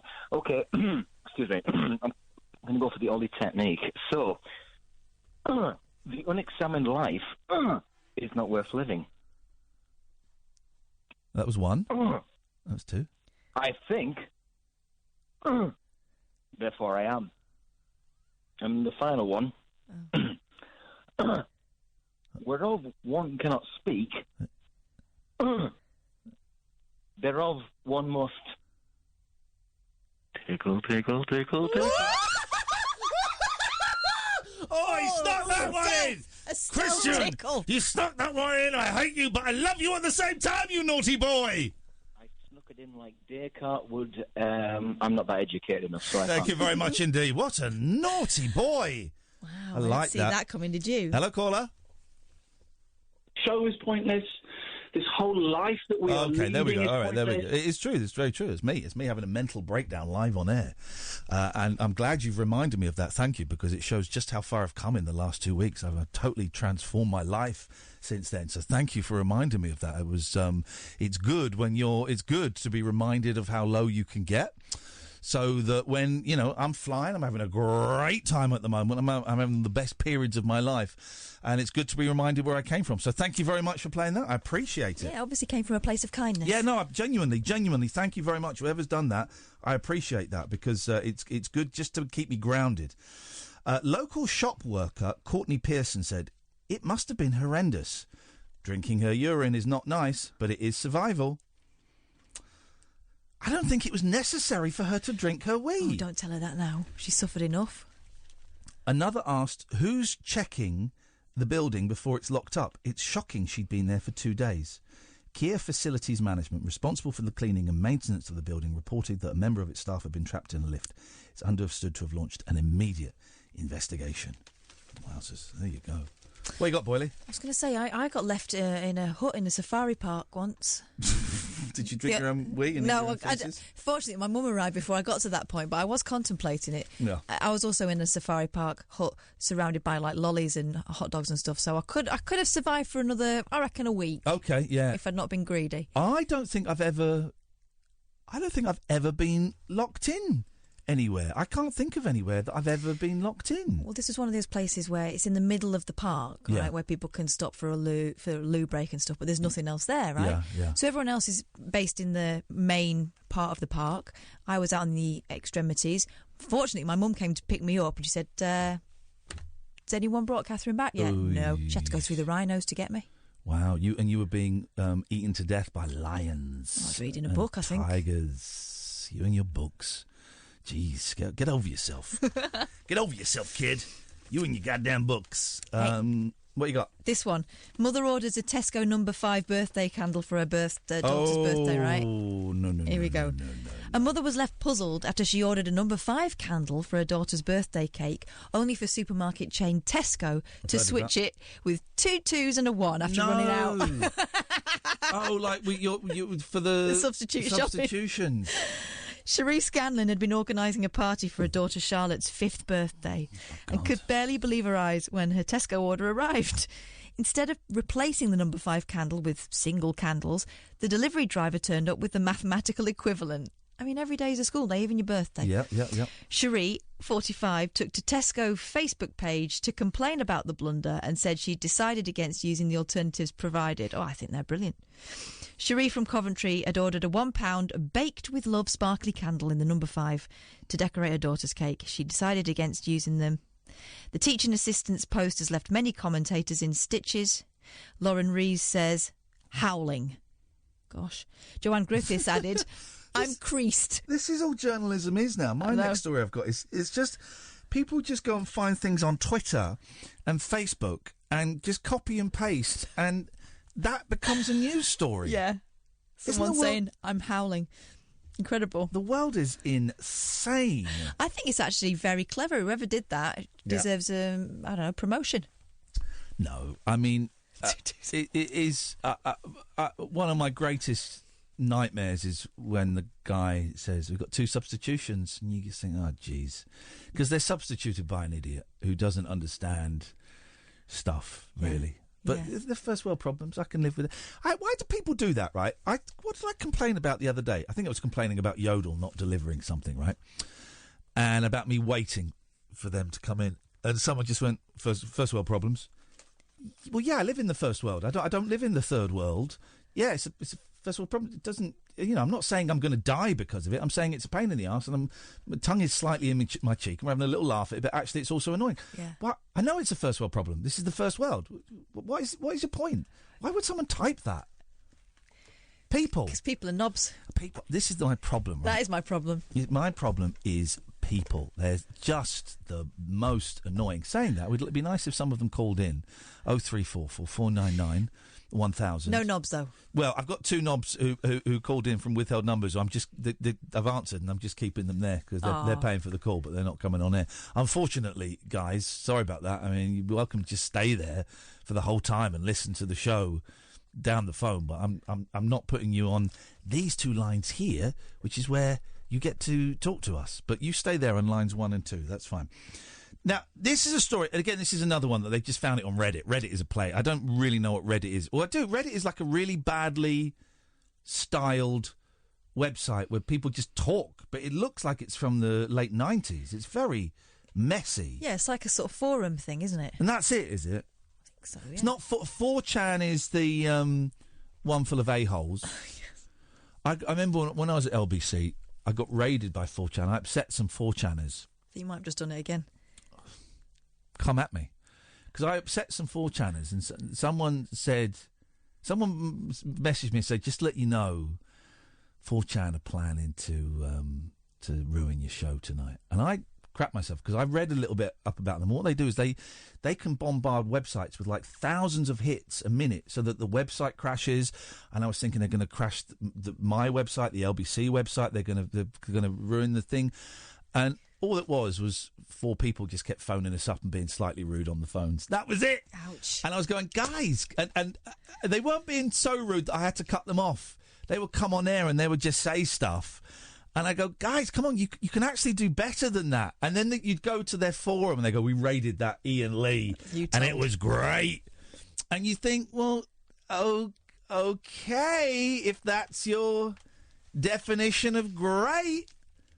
Just raid. I mean, it was the pathetic raid. I mean, some of the language... I've looked at 4chan for 15 years since they raided me. But some of the language on there is vile. N-bombs, aren't there? M-bombs, C-bombs, a lot of that. Bride furious to discover real reason... 0344 499 1000, by the way. Bride furious to discover real reason why entire family left her wedding day. Ooh.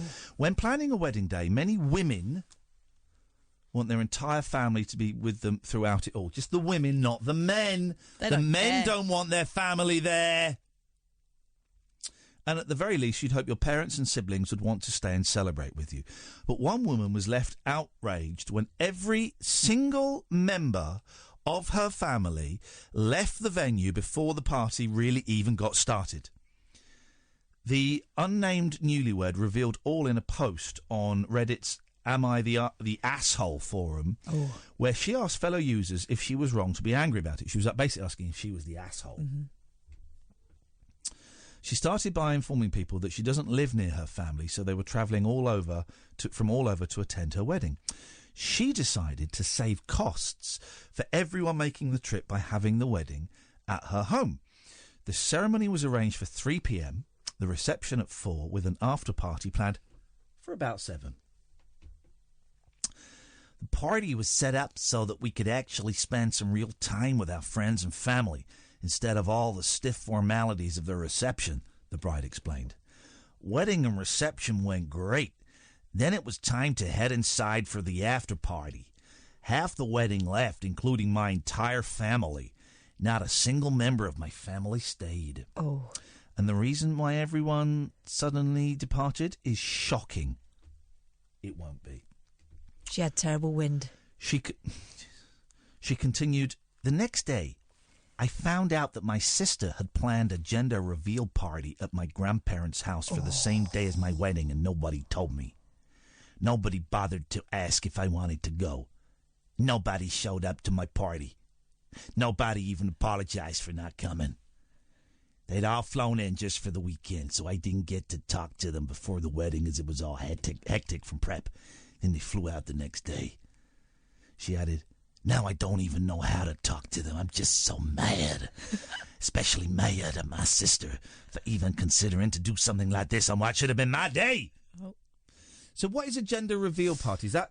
What is that? That's when you're pregnant, right, but you found out whether it's a boy or a girl, right? Oh, and they do this big song and dance. Or they might open like a box and then like a pink balloon will come out. They'll cut the cake and the cake inside will be pink or blue. Okay.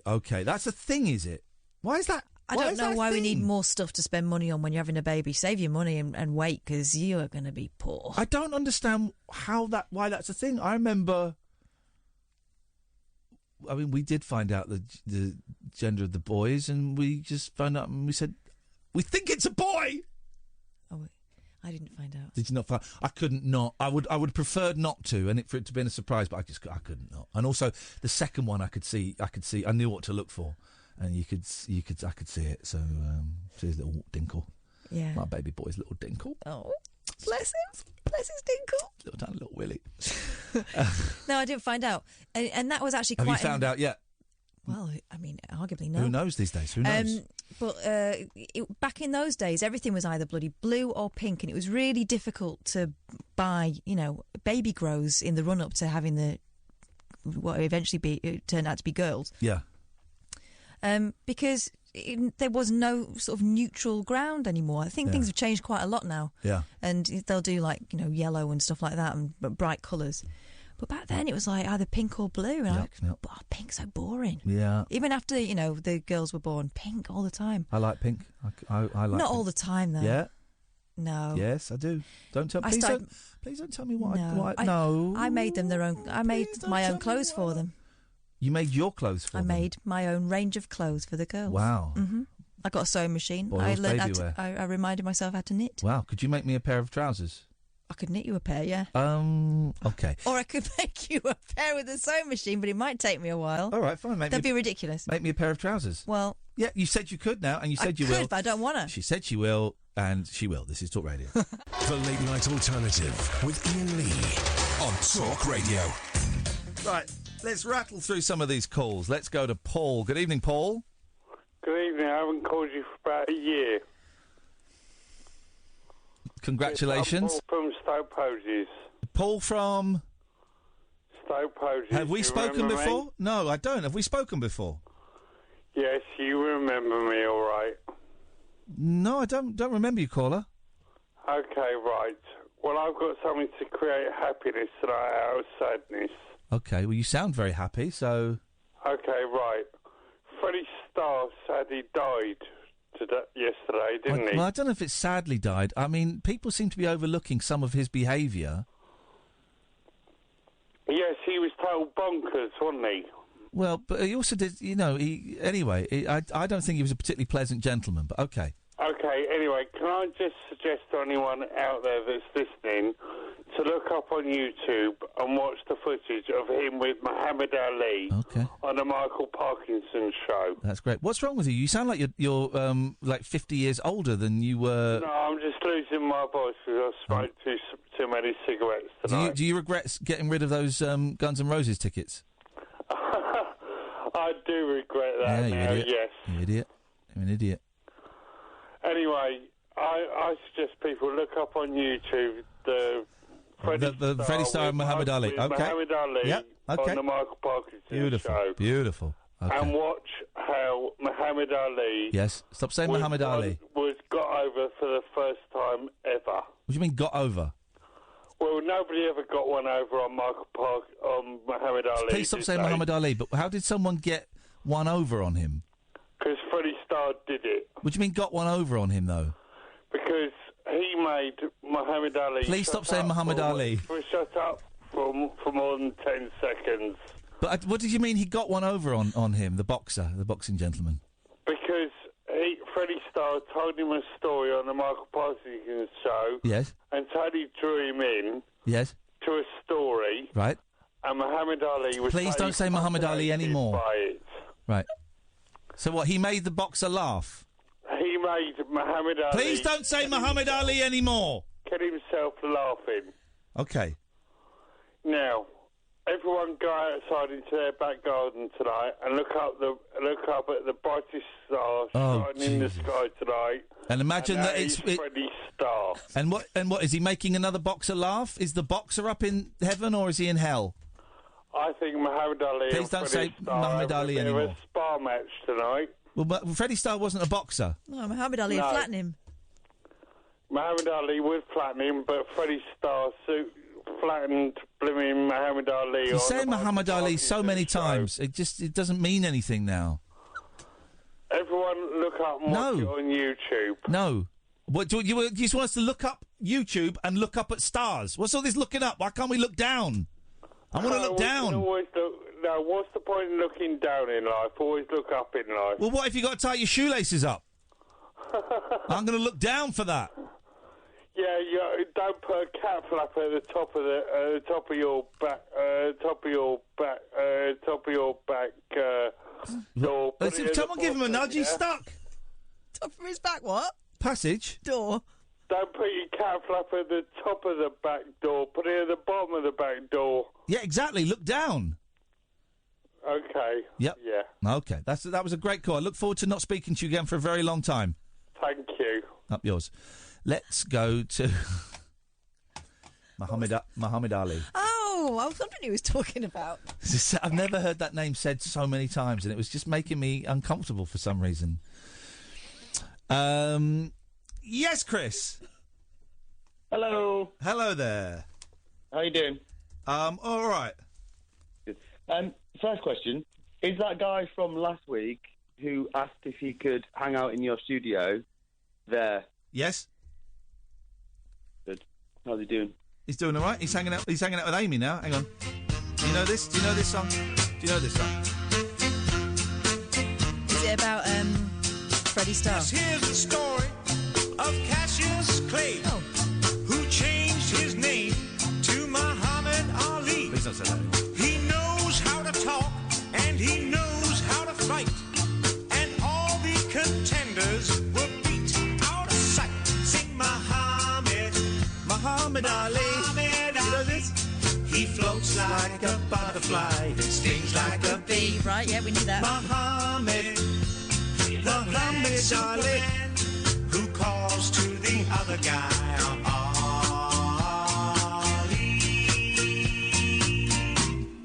Catch me if you can.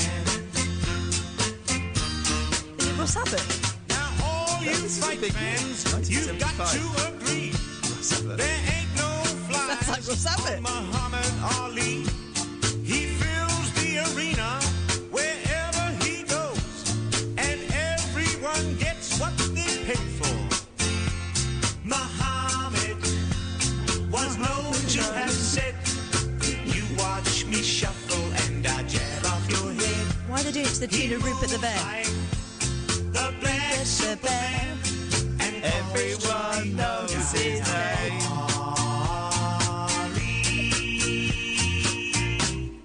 Catch me if you can. Are you still there, caller? Yeah, I am. Yeah. Why? I don't know. I've got nothing else to do. Okay, we can sort that out. Let's go to number 24. It's Danny. Good evening, Danny. Hello, you two. Hello, Danny. You won. Yes. When I rang you, when you said you had no callers, and so I rang up and I felt guilty, so I thought I'd ring up because I love the pair of you.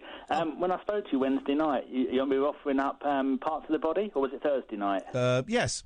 And I said you could have my kidney because I had a kidney stone. Yes. I'd like to withdraw my kidney because the kidney stone is out. Oh, flipping heck. What? Did it come through the old dinkle? Yeah, I did. Yeah, luckily it's a very small penis. Stone. Right. Oh, right.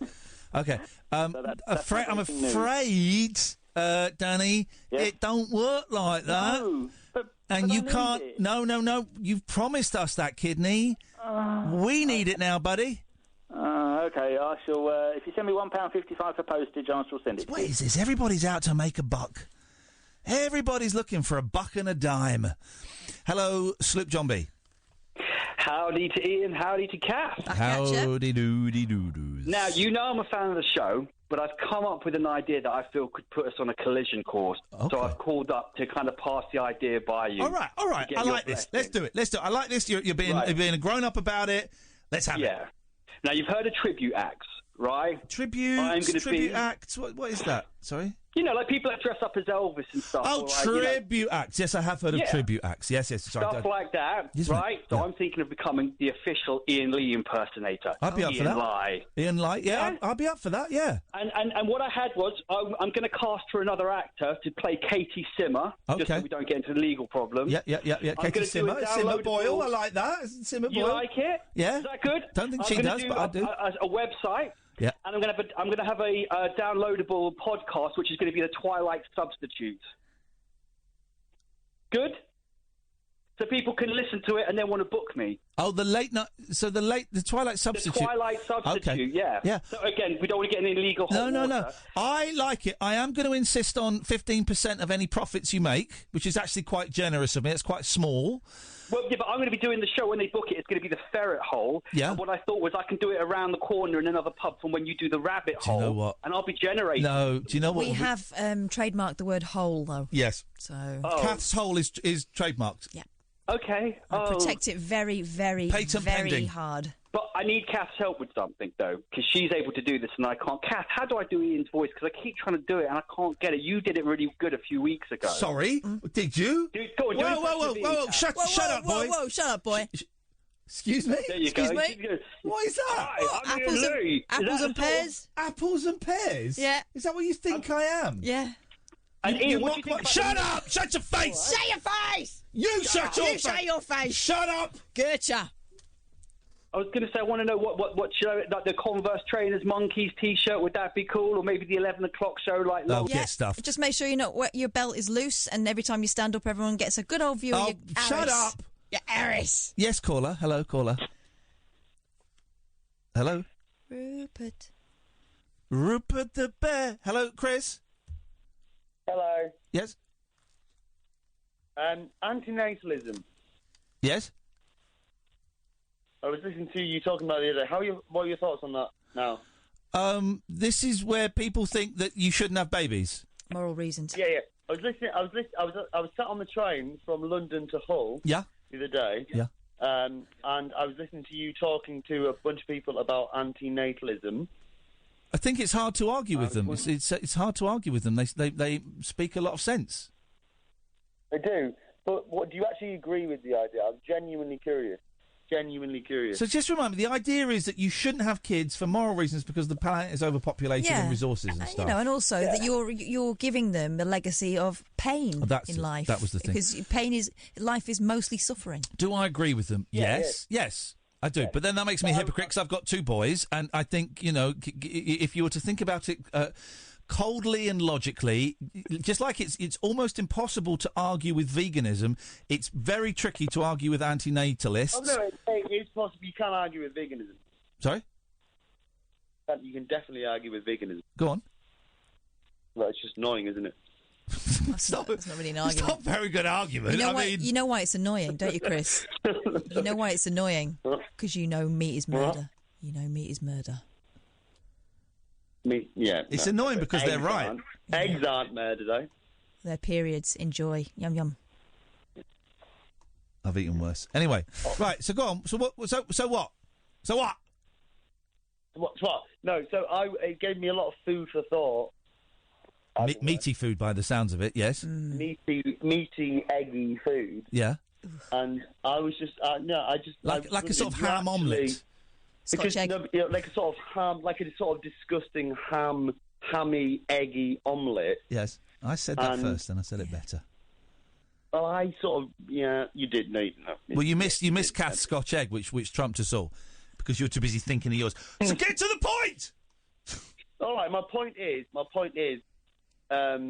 last week I called in and said I went on a road trip across America, and then Ollie called in. Oh, you're that scumbag. I don't believe you went to Hull. This is scumbag. The truth comes out. The truth comes out now. Scumbag. Well, does it though? No, I don't. No, but antinatalism. Yes or no? I know you've got kids, but I've given you my answer. You haven't given me your answer. I just did, but you were so busy trying to think of funny comebacks and lies, you didn't hear it. I gave you my answer. Okay, go on. Sorry. No, I'm not repeating myself. I gave you my answer. Why don't you tell me what you think? I don't know. Jeez, I mean, everybody is just such a dum-dum. Last 15 minutes of the show, thank God, if I'm honest. 034, I'm so tired, man. 0344. So tired, man. Dickhead. After hours amusement for anarchists, air hostesses, and jet-lagged Antipodeans. G'day, coppers. Can I crash on your floor? The Late Night Alternative with Iain Lee on Talk Radio. Why have I just had an email from Parcel Force saying something I ordered on eBay has just been delivered at 32 minutes past midnight. Now, either they're out delivering late. I would be uncomfortable with someone delivering something to me at 12:30. That's not nice. Or they're lying. Now, last time I had something delivered from eBay, admittedly it was from abroad, but it came via eBay. I had an email on the Thursday saying it's been delivered, and it didn't turn up until the Saturday when the courier handed it to me. So what? No one delivers. Parcel Force, come on. I smell shenanigans. I got a feeling when I get home, there ain't going to be no Sega Saturn for me waiting out on my doorstep. That's the kind of vibe I'm getting, that it is a lie. That's what I'm thinking. I think we're done with that caller, Amy. I think we're done with Chris. I think, Chris, give us a call next week, man, for crying out loud. Now, Roger has pointed us to a very important story on BBC News. Yeah. A confused customer opened a loaf of... I would love this. Opened a loaf of bread only to find the bag was full of crusts. Oh, I would love that. I love crusts. It's white bread as well. White toasted crusts, nearly smothered in butter. Boom, I'm in. Tamia Ganji was hoping to make sandwiches for her children's lunch when she made the unlikely discovery. It's not funny first thing in the morning when you have half an hour to get the kids to school and there's no time to get another loaf. Tough. Kids, you going to eat this or not? No, well, you're not taking any lunch in. That's it. Wow. That's what you say. Tough Here's love. the thing. Make the sandwiches. I don't want them. You'll eat them. Trust me. Or, if they don't eat them, because they will eat them because they're hungry. If not, you do trade-offs with your mates. It's only like eating a barm cake. Yeah, just do trade-offs. Kingsmill said it was investigating how it happened and had posted Mrs. Ganji a more conventional loaf. Through the post?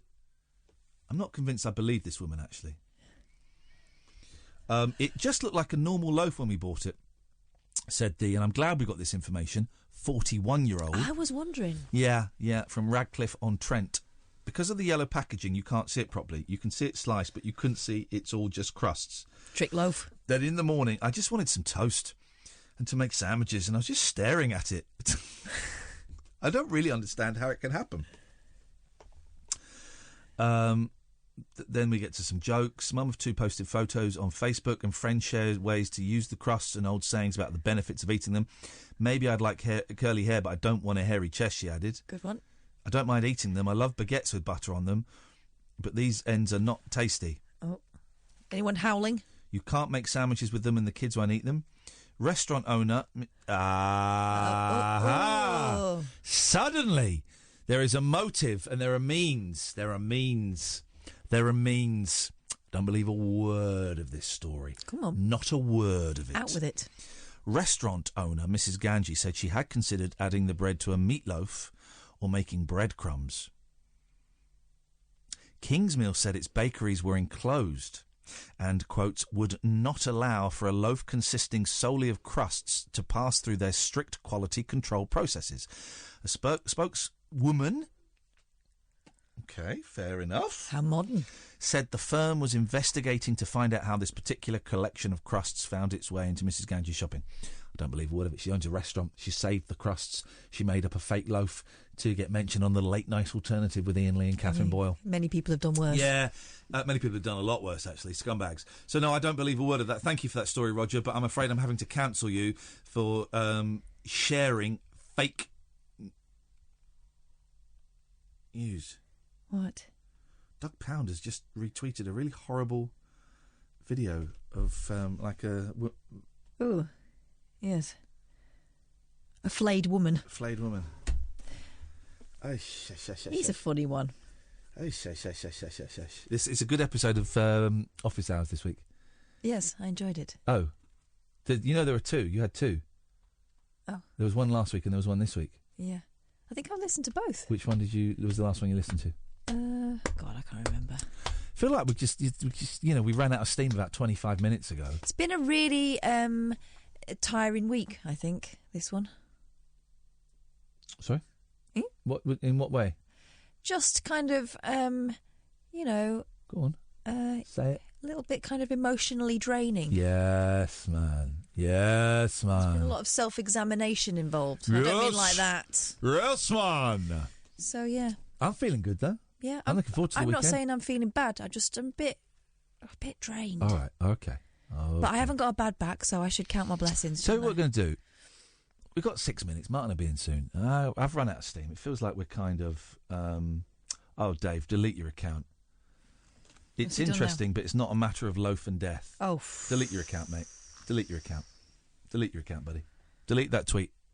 Do a public apology. Cancelled. Then delete your account, because that is very poor. Let's just relax until Martin comes in. Let's just have some quiet time. Let's have some quiet time. Because, I'll shut up then.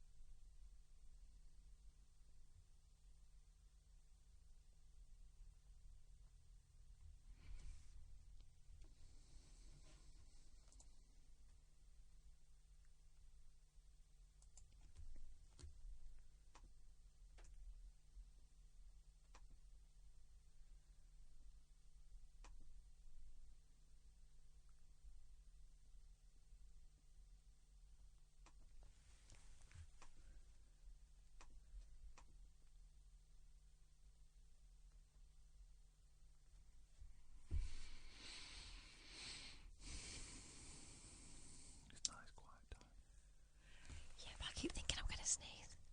Sneeze. If you sneeze, you sneeze. You can't deny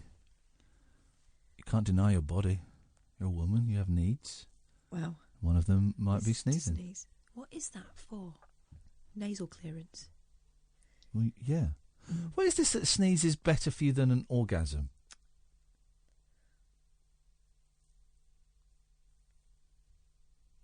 I think that's made up, isn't it, by one of the seven dwarfs? By one of what? Seven dwarfs. Oh, Hello. I see. Hello. Oh, hello. Hello, who are you? That's not Amy. No, I'm not Amy. Or Sam.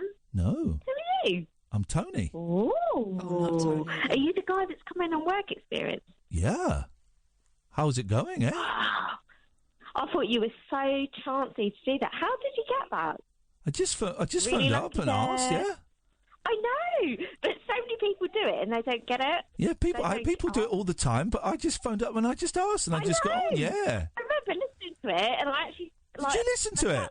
My neighbour was there and went, that guy's just got on. And Unbelievable. Friday. Unbelievable. All about it, and then you're there. It's like EMF, isn't it? So how's it... Sorry, I was going to talk to him. But unbelievable. So how has it been? Unbelievable. No, seriously, what has it been like? I spelled unbelievable. No, honestly, so is it been... I'll put you through to Ian. Have you learned it? Let's go to Sheila. Hey, Sheila, you're live on the air. Oh, hello. Hey, Sheila, how you doing? Oh, I got distracted there. There was someone new on the phone. No, there's no one here. It's just me. Everyone else has gone. No, somebody answered my call. He was new. No. Everyone else, just me and Kath. Everyone else has gone. Everyone else has gone. All right, so actually, all I was going to say to you is that little bit of silence was a bit like... I never heard of it before, but you and Kath had introduced me to it a while back. Is it ASMR? ASMR, yeah. It was like that. That little bit of silence that you did there, I thought, oh, Yeah. I like that. I'm going to phone up and ruin it. But it's a bit of silent airtime. It's nice. You don't get it very often. Where are you? Are you in your house or someone else's? I'm in my house, but stupid neighbour here, isn't he? Like, not the neighbour, the Australian who's come back with a big beard. He came back from Australia with a big beard. Well, so I do sell them over here that you've met before. He's on PlayStation. We were going to, he's just playing PlayStation. talking to someone about some stupid game. So I thought, I'm not going to phone today, but I will phone because he's talking nonsense. Okay. Do you want to share that? We've got about 1 minute and 30 seconds. Do you want to share the silence with us? Stay on the air and share the silence. Oh, yes. All right, where we go? Here we go. Ready? Go. Ready? Now.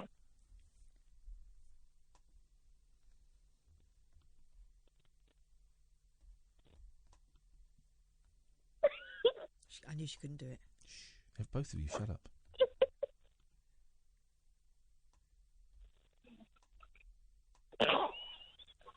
Shut up. Be silent.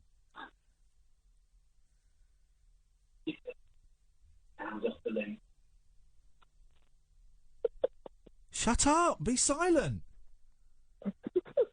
Okay. Just be quiet. We're trying to be silent.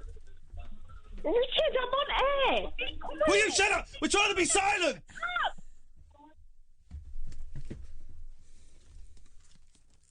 No, you've ruined it now. Evening, Martin. You've got 20 seconds. 20 seconds, that's way too much, but I'll tell you what we've got. We'll be talking to Tamer Asfahani about the digital world. He knows everything's going on. Everybody's dead on Facebook. Facebook, the way Facebook's going, most people on Facebook will be dead in about 10, 15 years' time if Facebook is still going. Facebook are killing people off? Not exactly, but people are... It's older people. Yes, that could be the reason. Yeah, it's interesting. That's an outrageous claim, but it's one that I can believe. Martin Kelner is up next. We're done. We will be back on Monday at 10. Thank you, Amy. Thank you, John. This is Talk Radio. Talk Radio. We'll get you talking.